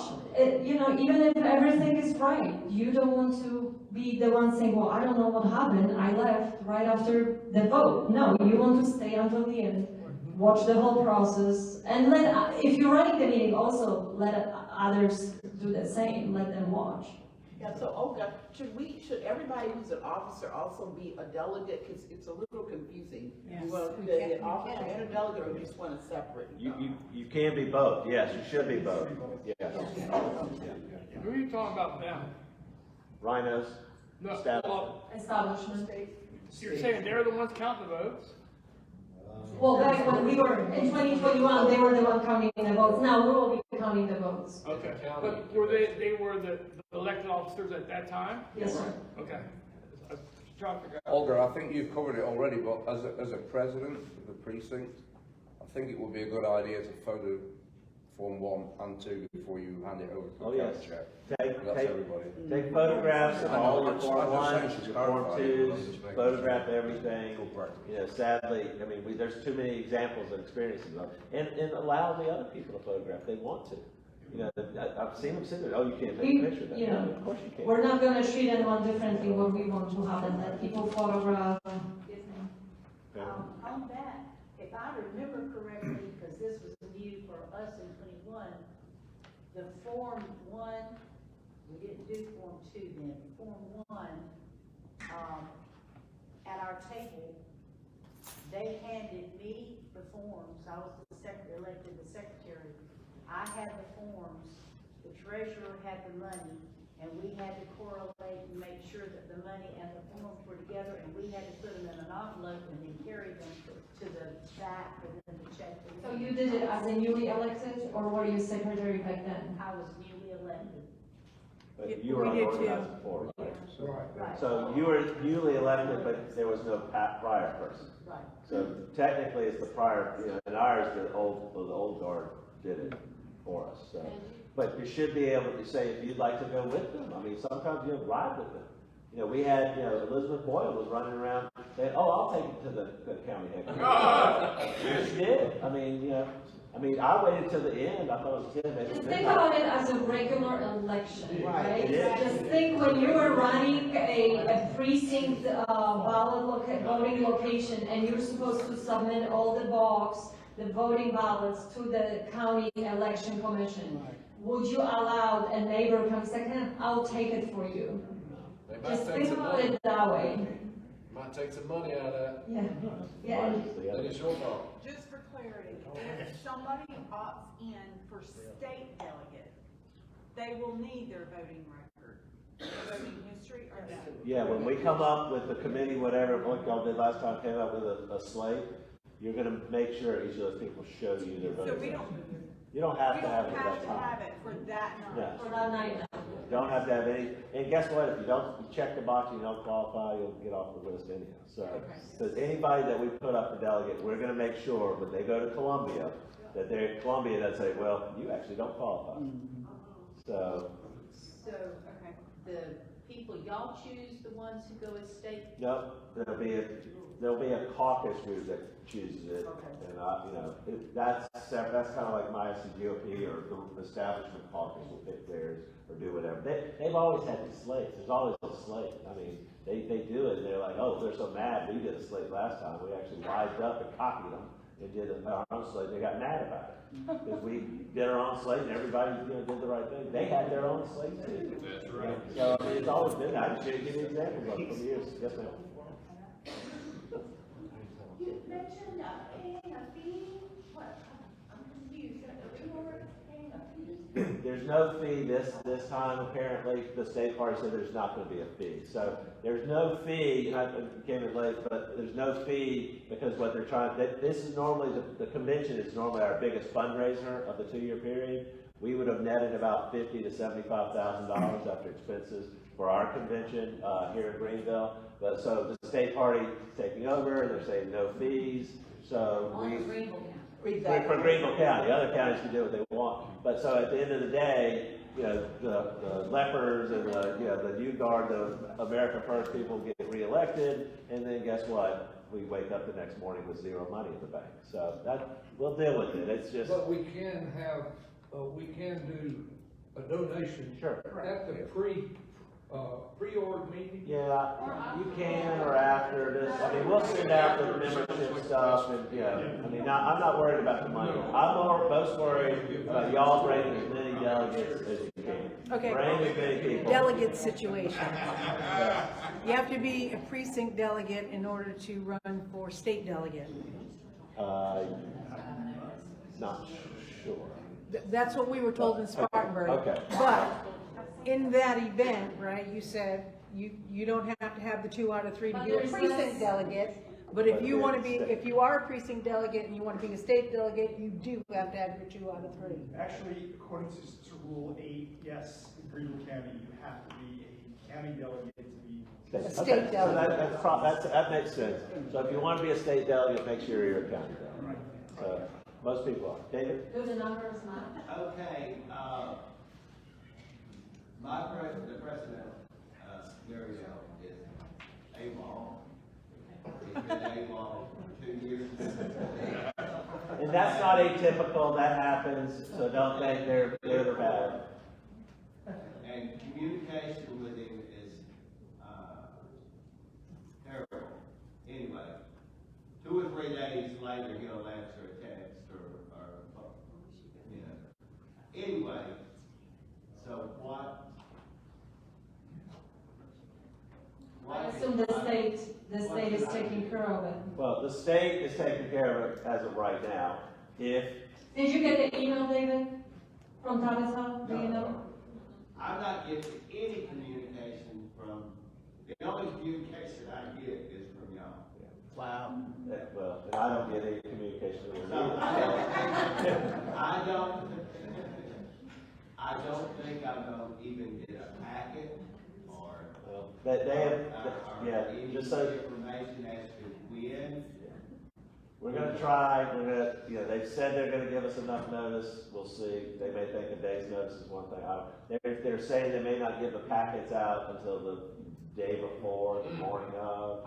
My thing is you might not get your packet until you get there. Pamela? Yes, ma'am? Okay, so I'm encouraging at least one person in the precinct in your slate to download Adobe Scan on their phone, Adobe Scan. That's what we're doing. In a court of law, it holds up. A picture does not, but Adobe Scan image does. Okay. So, one person per precinct, download Adobe Scan on your phone and get everybody's forms, MAGA, America First. People, put them in your phone so you have documentation of what you signed and what you did. Also, number 2, Laura, Char, and I, we're going to be at the Lawrence, the first reorg in Lawrence on March 2nd, and we have a team going over to Sumter as well. So I'll be able to report back to everyone in regards to any shenanigans, what they're up to, what they're doing, because they will be present. SCP, probably Mark Benoit will be there, maybe Tabitha, maybe Drew. And Dick Norwood also. Yes. All of them. Yes. So, but that's what's going to be great. And you hear the kind of teamwork, and Pamela, I've always given her great credit, because she is a bulldog on the actual, what Tim Bruce and those guys do. I mean, they're just down there in the trenches doing the hard work, and figuring out the ways that we can protect and get the documentation. We had tons of documentation from the reorg fraud, 2 years ago, and I'm not even sure documentation matters anymore because they don't look at it and they accuse us. But that's the longer story. But document everything. There's people that are trying to get information. Just be as flexible as you can. It's all going to be last minute. Hopefully we'll have enough time, but you don't really know. You may literally not see your packet until you show up at your reorg. I would not be surprised. Establish the time for that? They have not established the time. They said they're going to announce it by the end of February. But But if it were early, we could go and observe. oh, if you want, I mean, if you want, the Maybe Barnes I'll is make having sure. theirs on the 2nd of March. We could all go down to Barnes, and that's probably a good idea. Go down, we'll send a team down there as well to see how they do it and how they handle it. They're saying they're taking over Greenville, but they're doing the same thing in every other county. Right. They're telling them how to do it. They're using the terminology of taking over Greenville just to slander us, number one, and number two, to take away the money. And the last thing is that, you know, the other thing is they don't want us having a MAGA America First person come to our convention. If they run our convention, I can't get Kerry Lake or Don Jr. or Steve Bannon down here to speak. I mean, it's as obvious as day. But that's your, you know what? It's your recruiting tool. Say, guess what? These guys are going to have Kerry Lake. I mean, we got people that talk to these folks all the time. I'm like, come on. I mean, we can get them. It's not like we haven't gotten these national people before. We can get them. Imagine the turnout of having, you know, we had space. Terry did a fantastic job. Got us for $5,000. We were going to have a space at the convention center that would seat 3,000 people. It would have been massive. We got a private airport, or the public airport, municipal airport, right next to it. Don't tell me somebody just can't fly in there and come over and talk. We wanted to get Donald Trump, but there's gun shows going on at the same time. I don't think we're going to But imagine all the gun show people, and if you've been to the convention, this big hall, you know, we'd have all the stuff there. Come join the Republican Party. Guess what? The last freaking people they want to join the Republican Party is a bunch of gun shows. But you know what? Everybody sees it now. Instead of, oh, Jeff's a conspiracy theorist about tiny things. You know, I mean, yeah, use it as a recruiting tool. All right, few more rules. I really want to make sure people know these few last things. I don't think there will be many instances of precincts will be unorganized, but if it happens that you go to a meeting and there's no one else showing up, or you have only 2 people, one person may not hold more than one office unless there are fewer than 5 people present at the meeting. So if there are only 3 of you, you can be the EC and president at the same time, or even you can hold all 3 positions. So keep that in mind. Don't let the position go empty. And then when we recruit more people, you can resign from being the secretary or the president, and other people can take your spots. That's where the Rule 4C4 says precinct officers do not assume the duties of the office until the county convention. Forms, we went through the forms. Precinct president must turn in completed Form 1s and Form 2s to the county party chairman no later than 5 days of the following precinct meeting. We will be at the headquarters the night of, obviously. That was actually the goal. People submitting the forms the night of and all. We'll have to just see what happens with the state party, whether we'll get that information. Certified list of precinct members, precinct officers, delegates, alternate chair reported to the state party chairman by the county chairman no later than 7 days following the meeting, or no later than 3 days after the makeup meeting. Makeup meetings. So we will have the reorg meeting, and then for people that are not able to attend reorg meeting, there will be a date scheduled for makeup meeting. So if your precinct was not either organized or the delegates were not filled all the slots during the reorg meeting, you will be able to have more people attend during the makeup meeting.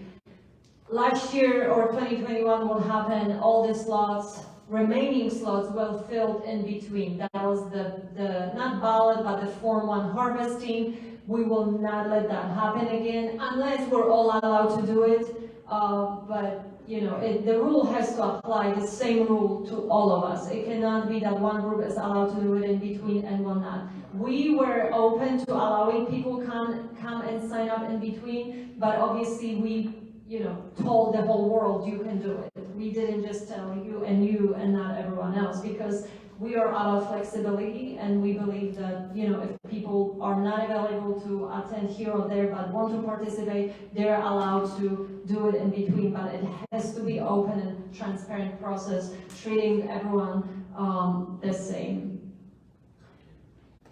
Precinct meeting. You're filling up the forms, the secretary taking minutes of everything that's happening, the treasurer is collecting money. All the forms shall be returned to the county chairman. We went through all of that. Money.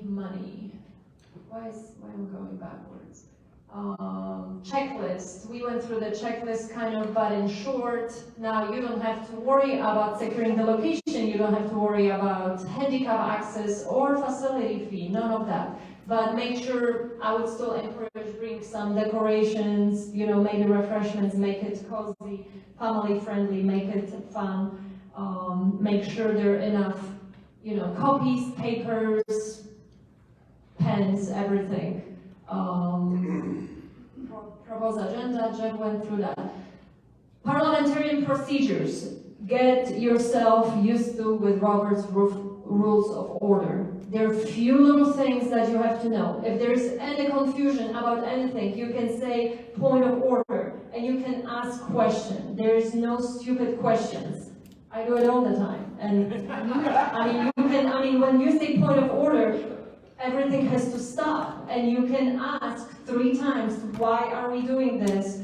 Why are we not doing that? And there'll be someone in the room that will help you out if someone will, there's Greg, right? He helps out, hey, I know why this is it. Or he will say, I agree, this not should be happening. But don't be afraid to say point of order. Jeff was talking, we had one precinct, establishment EC, establishment president, and we had majority of our people, and 2 of our people were running for EC, which we didn't like that idea. I'm like, to get together, decide, one of you running, they wanted to run. Guess what?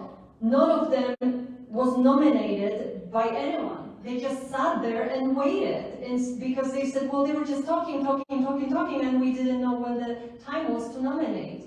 You can stop everything if you're confused, but don't stop yourself from asking the questions. And point of order is probably the one, Robert Rules procedure or statement that you have to know you can use for anything. Yes, ma'am. So I know in Berkeley County, we're going to have the county breakfast March 4th. And then they will close down and have everybody come in for reorg. So we only are talking about using Robert's Rules of Order during the reorg portion. Correct. In the individual precincts when we go into our little corner. Right. Yes, ma'am. Okay. Yeah. Okay, thank you. And I'll give you an example what they did in Lawrence last time. They had their little upfront meeting, and then I think they did a school, and then each of the people went into a different classroom and did the meeting there. So, hopefully, we would have someplace that would not be like what we had suffered through last time, with a ton of people in one big room. Because, it's hard to hear, it's hard to hear. That's what we have. We just had the American Legion hall. It's pretty small, really. But that's why Berkeley is doing it. Berkeley is, kind of establishment doing that too. But also the key, and Brett just reminded me about it too, go ahead and have your pre-reorganization meeting. Right. If you schedule a place on the 14th, go ahead and have that meeting. It would get to know each other, talk about the slate, who y'all want to vote for. But getting to know each other is a key part, because long term, we want y'all to know each other with other precincts. And for Timberlake, we'll probably do a pre-reorg meeting with Rock Hill, with Investine and their folks, and we'll get to know each other, and we'll get to know each other in our precinct. But, it's key. Olga gave an example. Some people forgot to even nominate one of them to be the EC. Well, 4 years ago, and I'll tell you, my mother in Botany Woods, she went and voted for the wrong people. Because I told her, I said, yeah, we're going to have people there vote for them. She said, oh, I thought it was this other person. She voted for the wrong person. So these mistakes will be had. The other side makes equally, or if not more, mistakes. So they're not all perfect. They know a little bit more because they've been involved probably longer. But that's why we have to work a little harder. But that's okay. They're very beautiful. I'll give you one more example, which was actually it's a funny example. But we had a precinct. our friend brought, a lot of people, and there was an establishment, former EC at the time, and she came in and didn't even bring her husband with her. Not one person. She was used to just coming, being by herself, electing herself, going home. So she comes in there, and there are, I don't know, 8 or 9 other people, and they open for nominations. So she leads the meeting, she opens for nominations, and everyone sits there. And our friend that was running for EC, he was nominated by his neighbor, and no one is nominating that woman. And she's like looking around. So our friend that is running himself for EC, what does he do? He says, I nominate Mary, because no one is nominating her. So he was running against her, and he nominated her because he felt bad for her. And of course, he got elected, and she stormed out, and actually she was interviewed in the newspaper afterwards saying how these MAGA lepers, whatever she called us, just run her out of her precinct. You didn't bring one person, you didn't bring someone to nominate you. She was nominated by her opponent. That's how what people do. Think about the morals, ethics, and values. I mean, she came in there by herself, didn't do any work. This other person had 10, 15 people with her. And he actually felt sorry for her because it was kind of embarrassing. What do you do? Oh, I don't know. Will somebody nominate me? Okay, I'll nominate you. I mean, it's embarrassing. And so he did it. And then guess what? She goes off and there's an article about how mean and nasty, this was. I mean, I'm sick of it. Next time you nominate her. Well, I doubt they'll make that mistake again, yeah. So our, Berkeley County, chairman, I think is my precinct, president. But there's been no information forthcoming. For the past year, somehow I was not emailed at all. I paid, I was a member, but no, somehow I wasn't even. So I don't know. I'm just a little bit in the dark, so I think she is the chair or president, and she's the county chair. So I'm just trying to get people, my husband and I, and a couple of neighbors. But I don't know what to expect, and. From Victoria, anything. Okay. Okay. Yeah, and she does try to, every meeting she tries to humiliate me. But anyhow, so if I am against her, I'm just like, with parliamentary procedures, I guess there may be a fight. I mean. Yeah, no, as a member, if you don't know what to expect, if you're not going to lead a meeting, you don't have to worry about any parliamentary procedure other than point of order and make sure you have people to support you. Because if she's running, all you have to do, I'm running to have your husband nominate you, and then there's a vote, and they have to worry about this. Now we have to worry about this. They run a meeting. You as an attendee, all you have to worry about is that you have people vote for you. That's all. And this, I'm not going to go over all of this, but we are including it. You can literally read it if you're not familiar with the rules of order, but that's how you run elections. And this is even a little more, you don't have to say all these words. Basically, you open nominations. You're asking, are there any nominations for the first position, for EC? And you have someone stand up, say, I nominate such. If there's no other person, you say, well, I'm going to move for closing nominations. You second the motion. Then you say, there is a nomination for EC. Mary is running. Can we, well, I'm actually giving an example of an uncontested election. So if there were 2 nominations, you vote for one person, you vote for a second person, you say what the result was, you're done. If the election is not uncontested, that's really easy. You basically say, well, Mary is running unopposed. I move that Mary is elected by acclamation. All in favor, say aye. Opposed, no. And Mary is elected. What happened in our precinct, which was very interesting, we had contested election for every position. However, after probably 3rd election, We had, I think, 56 people that attended. 42, 48 were ours, and the other side had 8. So they put a challenger on every position. Jeff was EC, running for EC. He did his speech. His opponent read her speech. And there was a vote of, like, again, 48 to 6 or 8. And then there was the president and the secretary, and we were going through all these votes, and finally we look at each other and we were like, can we agree that we just get the votes? So we voted still by acclamation, even though it was contested, but basically there was no point of voting for everything, since every vote was coming out with the same result. Is that right? Yep. Yeah. And then we did the same with delegate. Jeff had his slate. It was a piece of paper with basically, we had, how many delegates? 33. 33 delegates, so we had 33 names that did not include the establishment people. They want to run for delegates, but Jeff looked at them and said, hey, all these people voted for us.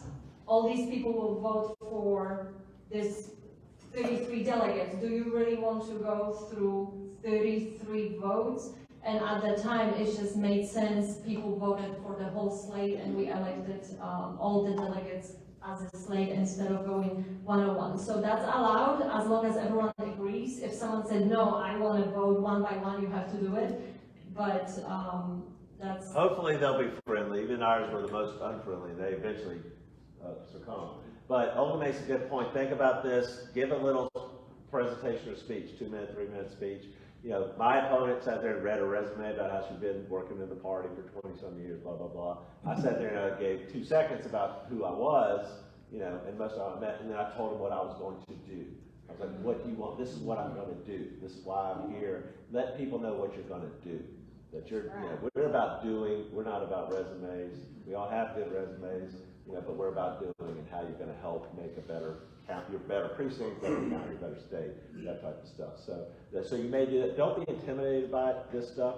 It's real easy, I promise. You know, it's out. But guess what? This is practice. We want you to do this. We want you to step up, because eventually we're going to want people to run for higher positions and run for office. I mean, we had Joe Farmer there yesterday at Coffee and Politics talking about all the fire district positions that are coming up. There's municipal races. If your butt is not sitting in that seat, somebody else's is. Trust me, you are more than qualified than 99% of the other ones up there. You know, it's shocking to me, some people that are elected to office, but they're not super smart people. They're not, I mean, there's no CPAs in the South Carolina State House or the Senate. I'm like, there's not a single CPA. They're making tax laws and stuff in there. So, I mean, realize that, you know, some people, you know, you saw the guy, the congressman from Georgia that thought Guam was going to flip over. I mean, trust me, you're smarter than that guy. You're smarter than the congressman. So do not be afraid of this. Practice it. You know, I mean, I was nervous, I promise you. I mean, the first door I knocked on 5, 6, 7 years ago, I mean, I was nervous about it. Now I'll go talk to anybody. Guess what? Once you start it, it won't be a problem. So try it, get out there. Obviously, publish this out. If you've got somebody, if you're going to run for EC, you want to run for EC, take the responsibility to read all the stuff, know it. Don't sit there and say, you know, or delegate it to somebody in your group. That's what this is about. We've got to organize. If you want to take back your country, you got to organize anyhow. Okay? And you can't just assume everybody else is nice. Trust me, they're not. Look what that lady did. She was nominated by our friend, and then, you know, sat there and did a nasty report about it. Yeah. So, Mon? Oh, yeah, so we know, and you know, at our meetings, we have a parliamentarian, but these little precinct ReOrg meetings, we don't elect a temporary parliamentarian, right? The president is the one that has to be familiar with enough with Robert Rules of Orders to run the meeting. So what we recommend, if you have a person in your, when you have a person that is familiar with Robert's rules, or it's comfortable, I would recommend electing that president.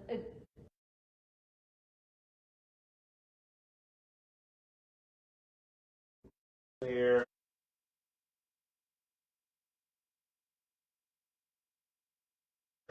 I mean, all of this is an information war about educating and teaching people, and we probably don't have the time to do I think we do. Okay. If we hurry. We have by 1, it's 12:09, so if we want to get up a few people. Yeah. One question. State convention. Now, when we had ours, we were told that only delegates, not alternates, could bring up Robert's rules. I was told, Well, probably because alternates, Because alternates haven't been seated. yeah. So any meeting, it's going to Okay. I think Pamela. Just wanted to double. Pamela, you want to do a mock meeting? Hey Pamela, you guys want to help us with mock meeting? Come on. We meet every couple of weeks. Angus, we need you too. Do a mock meeting. Start from the beginning. You guys are, you know how to do it. Okay. We need a couple of Who else? on that side. Who else wants to run a reorg meeting? Greg, you want to do it? Sick of more people? tell me everything.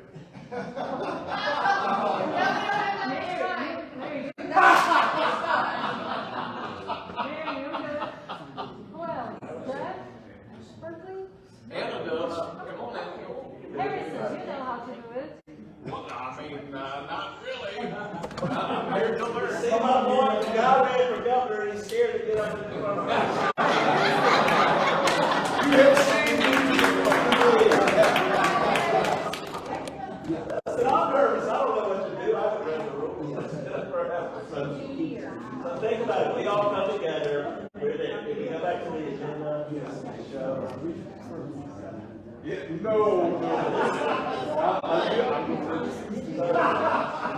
So I'm an inexperienced guy. The president did this for us 2 years ago. So we got that video up on YouTube, so it's kind of fun. Go back and watch that. But I'm an inexperienced guy. I don't really know what I'm doing. I've never done it, but now guess what? I'm EC and I love my president. She's not here, but say she disappeared. So I'm like David. I'm the only guy there, and everybody else is gone. Well, I got this agenda. I got a packet of forms. I've asked Pamela to credential people in, make sure they take our actual SC votes. And so everybody here is we've looked them up on SC votes, and we've gotten. They brought their form, right? We went to SCGOP.news, we printed out the thing. So I know you all live in the Timberlake precinct. So we did the registration. Since I'm the guy I'm going to do call the meeting to order, blah, blah, blah. Let's, you know what, Group Kissing, just send a letter. I'm not reading that.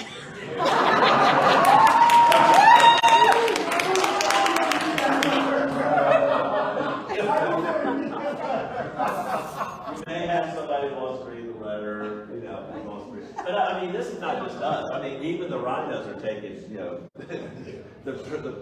even Nate did it, I think, 2 years ago. I mean, he took it out. So you're the precinct president, right? I'm the EC and my president's disappeared. I'm the only person there. Okay. Everybody else is gone, and all these newcomers, these malcontent leopard newcomers. I just got back from a meeting with my state senator and the governor. You know, let me tell you, I just got back from a meeting with the governor. I'm just here to go ahead and get this formality taken care of. Y'all re-elected, right? Well, how many people? What's this cute girl talking about? All right, so you have Pamela will do it. Oh yeah, no, I'm pretty easy. I know everything. And I've been in the EC for 20 years, and I know it. But so we get the registration, call to order, invocation, pledge of allegiance. So now read the Republican tree. I'll let you read the Republican. You'll vote for me, right? If I let you read the Republican. Now we're going to elect temporary offices. Nobody else wants to run for EC, do they? Yes. Yes. Oh. I want to run. Wait a second. Yeah, we got 2 runners. Do you even know what an EC does? I've been in EC for 20 years, right? Can you spell EC? Y'all probably can't even spell EC. Y'all have to let me do it another time. Long enough, it's time for us to come in. That's right. We're going to make South Carolina red again. Why are you being so aggressive? I feel threatened.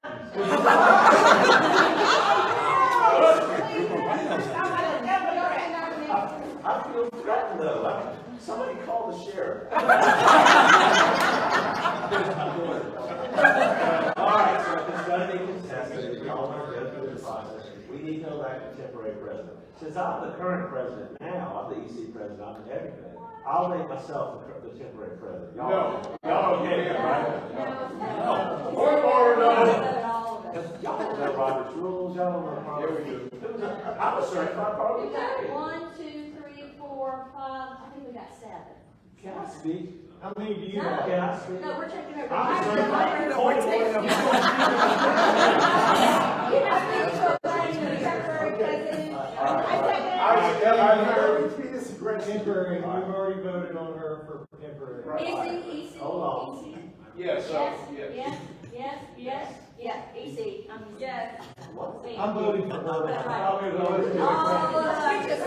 Y'all can vote. This is what Drew gave me. Here's that order. You gotta go through this. Wait a second. Can I interrupt 1 second? And we're really making a match of this, but I just don't want you guys to know that it is possible this could happen. It's gonna be Oh, worse. absolutely. This bedlam could happen, so don't get upset, don't walk out. You don't have to assent to anything, you don't have to let them talk over top of you. Just stick with it, stick to your guns, remember point of order, remember nominations and elections. This is the United States of America, and we do things by election. It goes slow. We're going fast and we're letting them out of time. You know what, John? It goes You're slow. so good at organizational skills and planning. I think secretary or maybe treasurer would have been.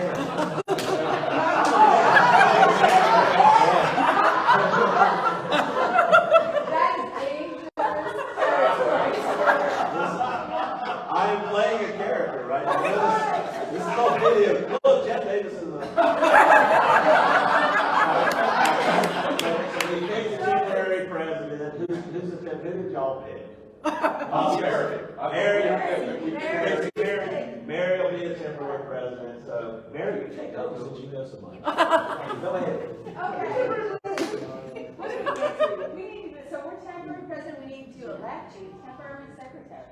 I nominate Pam. Kevin, I second, right? All in favor? Aye. All opposed?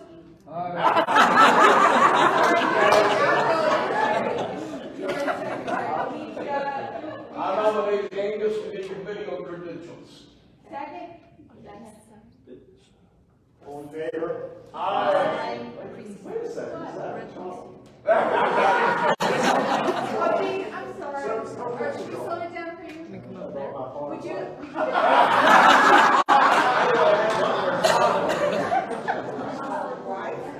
It's 4 Let's see if Angus credentials. Let's assume that we went through the credential committee and everybody was credentialed. So now what we have left is to vote on the precinct officer. All right, so Everybody should have their Form 1 filled out and all that, but now we're gonna vote on the officer, so now we're gonna open the floor to nominations for Pamela EC. for EC. I second that. Okay. All right, are there any other nominations for EC? I'm gonna interject. We have a whole slate for the entire committee. Yes. I'd like to present that slate. Second. I'm not comfortable with that. Let's go through the first election. I'm gonna give my speech if some of these people want to vote for me. Okay. Okay. I'm sorry, wait, there was a nomination for EC, there was a second, and there are any other nominations for EC? Can you Somebody nominate yourself? Would somebody like to nominate me? Can you nominate yourself? Can you nominate yourself? Yes, you can. I nominate myself. Okay, is there a second? Does he need I a don't think second? you don't need a second. Okay, so now that means we have two candidates for EC, we're gonna, open the election, so, I guess you could say, do you want to do this by open vote, or do you want to? Actually, what you want to do is you want to say that let's do this by voice vote. You want to start with that. Okay. Okay, so, we're gonna do voice vote. Some of these people may want to vote for me, they don't. Okay, don't you worry. We'll see what happens. No, they're with me. I gave Harrison a pint of liquor.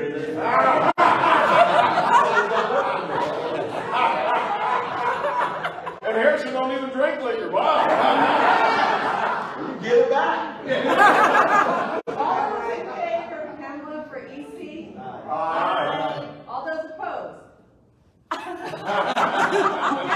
Now, can we count though? All those in favor of Jeff for EC?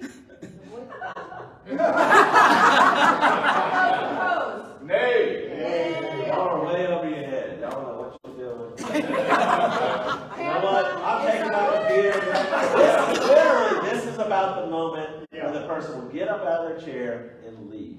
Take their ball and go home. That happened many a time. Vice President, Secretary.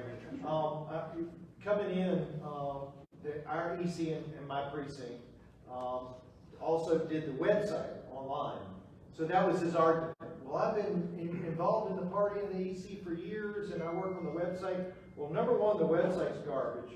You can't get on there. No one can find it. When you can find it, there's no information. It's stuff from 3 years ago. So it was moot what he was saying. He didn't have any, he hadn't done anything in the party for years. Okay? So when he said, I'm going to be the EC, we're going to keep it status quo. He just said that out loud. And we're like, well, no. And we had a new guy, Daniel. He said, well, I don't know how this works. This is my first time. And I said, well, let's move to vote. How many people did you bring? And he said, what? I didn't know I needed to bring any people. And I said, well, I have 8. And immediately Daniel said, Angus has got it going on. He brought 8 people. You brought 9. He's got 9 now. I'm with him. And he was furious. I won't say his name. He was furious. But what can he do? He didn't bring enough people. So he said, well, I'm going to be EC. And he took the paper. Pamela said, no, actually, let me see that. And she took it out of his hand. Woo! And then we filled out who we wanted in our precinct. I mean, you got to be that bold, because he was about to just do it himself. Sure.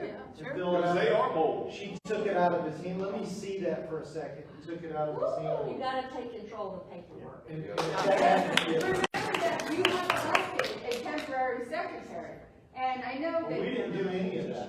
Okay. We went straight for the Listen, throat. He may be able to last reorg, we didn't do any of that. There were only 5 people that showed up in my precinct. We all, you know, and the only reason I knew what I was doing because Jeff taught us. Because even the guy who was the old president didn't have a clue what was going on, and it was a nightmare. But because we had preparation, we knew. So some of these steps you might not follow through. We did take pictures of our form once. You know, we were the current, even newly elected, we were the current, we're all there was. So I was the president. I did sign the forms. You know, we did fill out our Form 1s and 2s, and we did take pictures of all of that. So these are steps, and just follow through on the steps. And if you don't know, like she said, Yes. Point of order. Point of order. There's No no slow. question. Merrill has a point of Ask order. all the questions. Point of order. Yes, sir. I think I'm correct on this, but on everyone that you've appointed to these committees, even temporary, there was never a motion for nominations to cease. To close the nominations, yes. And only did show it through that one example. Like, this is a contested election. Nominations are now open for the president. The temporary or the president nominations are open for the office. Precinct 8, I rise to nominate. Are there any further nominations? I move for a period of nomination. Or there's a second. So yes, you should, and I would, you're going to be great about follow through this process. But keep in mind, if you don't have a temporary secretary, let's say you don't do that, but if nobody records this, if nobody does minutes, or nobody, I mean, for somebody to come back later and say, well, you never closed the nomination, so where's the record?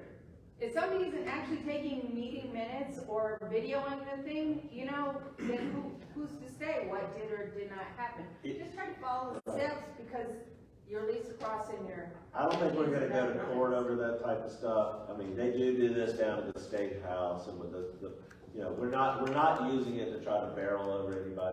It does become where there's 9 people versus 1 person. You know, it becomes pretty obvious. You know, but this is a framework to be used. It should, ideally. I would love 2 years from now, you know, everybody has said, you know what, I didn't realize I needed to learn all this the first time. Now I learned it, and you know how to run these. And that's why I was thinking, even with the progression, you know, we follow as much, I think, as close as we can on the county level. But imagine, you know, zone 1, zone 2, zone 3. You know, y'all start having your own meetings and getting better about this, and having your own 200, 300 people meetings. those zones, that's really gonna freak up the legislature. And yeah, that's, yeah. Is there a point there to ask for discussion or let the candidates speak? Well, that's, you know, you give the opportunity to give your little 2-minute, 3-minute speech. I guess your Yes. president, whoever's running it, you know, you would hope that they would, allow for that. Well, it's just not up there. You can always do a point of order and ask for that. I'd like to if you introduce myself. want to do that. Yeah, that's definitely something. It's about, I feel like everything, what I've watched over last few years, the meetings where you had around on the county level, it was just, so we didn't have opportunity to say nothing. Even if you just don't know something, like the speeches just start, like pouring out information to, like, what's happening here? Are we going to hear? Because otherwise it will be what Angus said, they're just gonna grab a paper, sign it, and we're done.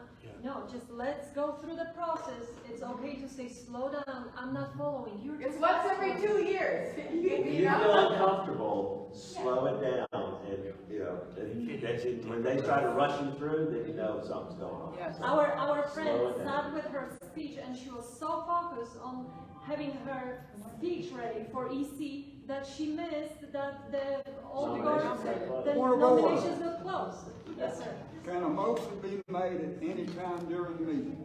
No. What kind of motion are you looking to present? If something's not being done that should be done. That would be point of order.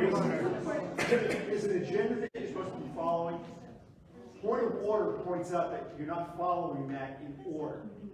Okay, if it's not, if point It's of not a order, motion, but you're pointing out that they're not following the agenda that they published. if the point of order does not get the job done, can I make a motion? On that topic. Motion is to On change that topic, things. yes. On that topic. Then you have to have somebody second it, and it has to be voted on. The only thing that really matters in the long run is that you get the EC position. Correct. That's it. Right. The big, All the rest. all of this is to get to the Form 2, and have your name or your, whoever you wanted to vote for on that Form 2. So don't The sweat all leadership this. and the delegates. Don't sweat it all. The Don't delegates sweat all is that. Just get your name on the EC. Correct. And get the vote, and you're done. The best person to be America First, that's who you want to be EC, because that's the person that's gonna be coming down to the meetings and voting. That's right. Yeah, Let's say one other thing. Let's say Harrison wants to be EC of our precinct. We're together, but he can't be there. He's got to take some new chemicals to Ohio, okay? Right. So what we're gonna do is we're gonna put Angus temporary, okay? If they are hazmat. So what we're gonna do is we're gonna put, we all agree, let's put Angus in there temporarily and vote him in. And then when he gets back, we'll have a precinct meeting, and then we'll say, we really want Harrison on the EC, so let's change that name from A, but we secured the spot. Right. So the key is to secure that voting position. For America First. That's right, that's right. Because if he's not, these things, if him will ask him right off the bat, do you believe in this? Do you believe in this? America First, And we have Right. Close the border. You see their face in court and they start going, then you don't want them. That's right. And we do have an But don't easy you want the- questionnaire. Don't you want a like-minded president too? Yeah. Because they're an alternate, right? When You want you your see entire slate to be like-minded America Right. First. You may not agree with everything, you might not agree with everybody's tactics, you might not like their hair color or what, but make sure you believe in the same principles. Yes. Take the personality out and focus on the principles. Right. And make sure you get your entire slate. Do not, this you really don't do, feel bad for the person and say, you know what, we'll take this, but we'll let you be president. Yeah. No positions anymore, I'm sorry. That's it. We're taking scalps. Scalps. Years, no, years. Mayor. Okay, so I'm in Berkeley County. I'm new to all of this, like a couple months. And Anna Marie and I were going in my precinct, knocking on doors, and I'll be darned if I don't knock on my neighbor who is the precinct executive committee member. And I walk in, oh, hi, I'm Mary Toko, and I'm really concerned about the way things are in this world, you know, and I can't organize my precinct, and I just want to know if you maybe, you know, and I'm giving my spiel, and it's like, well, Mary, I'm the executive committee member. I saw your Facebook page. Come on into my house. And I'm going, oh my gosh. And then I find out that, you know, this gentleman 2 years ago saw what a mess things were. He's ex-Navy. And he got involved, and he's like really, really involved, and he sat for like an hour and talked our ear off how all the wonderful things they're doing and how much is going on. We just don't know what they're doing. And I'm sitting there feeling like I do not know.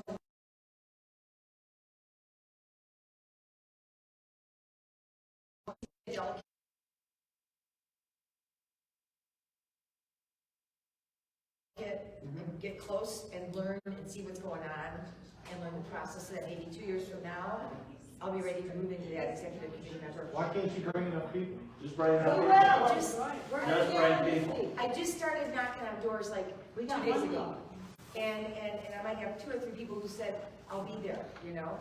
But I have a lot of work to do. You gotta follow up with them. And we only have like We're gonna do it. If you don't win, what you need to do is come to the meetings. Correct. And have then develop the knowledge, and then you'll know how to knock on doors and what to say, because it's all going to be pretty transparent. Well, I know that part. It's just I don't know enough people in my neighborhood to get them to, you know. You don't have to go, just knock on the door and say, are you tired of South Carolina being a blue red state?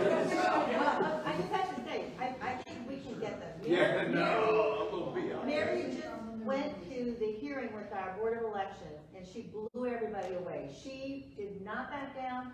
She, being a newbie, she went over the list of all the election irregularities. She stood up to Victoria. I mean, she did wonderful.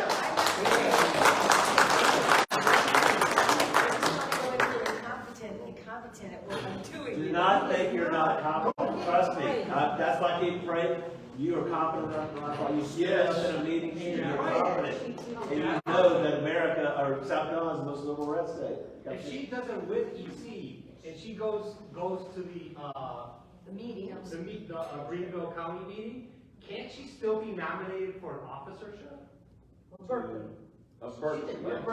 Berkeley. You can also be a delegate to the Berkeley County Convention.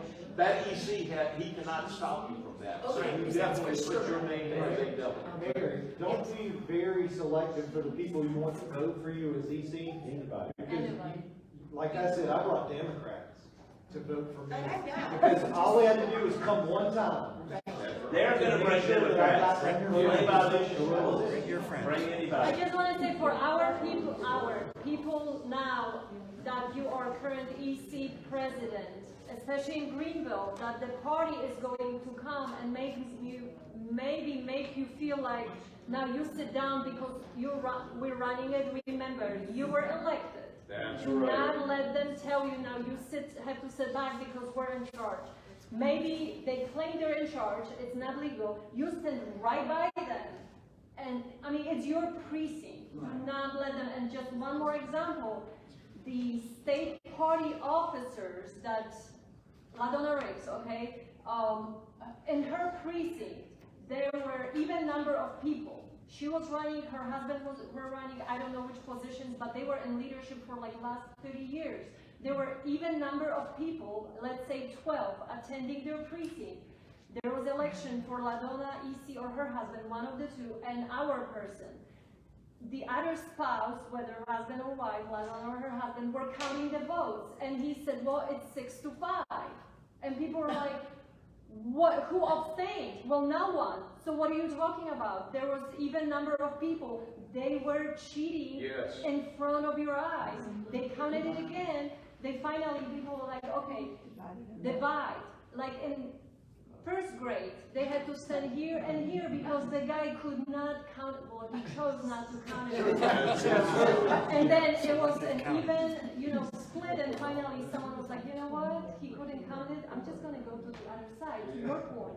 And he moved, and our guy was elected, and Lana is out of her precinct. So do not let them make you feel that you don't know something. Doesn't matter. Their confidence can take you down, and don't let that happen. That's why we're teaching people, slow it down. Anything they tell you, go say, show me the rule. Yes. Then, Make show me the rule. Tell me the rule. Let's pull it up. I mean, we send out every day, a link to the rules. Pull the rules up. up. I mean, look at that type of stuff. And it's hard for good people. And this is how they've gotten control of our country. It's hard for good people to realize somebody will look you in the eye or lie to you. Aiken County EC called Jeff the other day. I was in the room, so I heard her. She was mad that we reported the state committee vote to shut us down that happened on Monday. She was mad that we reported it. And she said every EC state committee meeting, special meeting is executive session. You cannot report it. And she was like, what are you talking about? It's a rule. That's she was like, show me the rule. And of course, she said 3 or 4 things. I said, just send me the rule. You have to send me a single thing. Because there is no rule. Yeah, we're gonna put it out.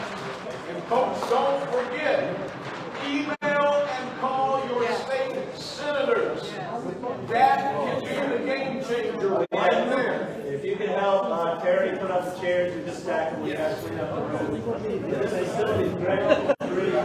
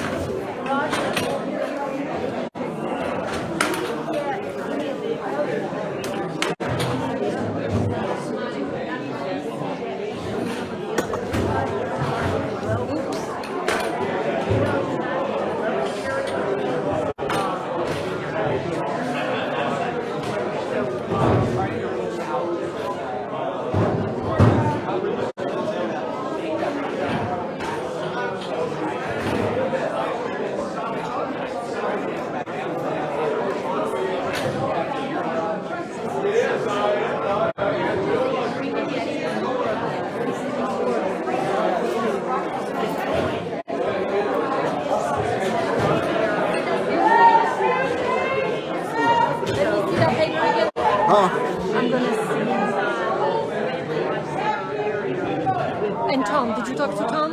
No, I don't know him either. Tom is the one in purple hoodie. The one that's the gray-haired purple hoodie putting up chairs. Okay. That's Tom and that's Roger. Okay.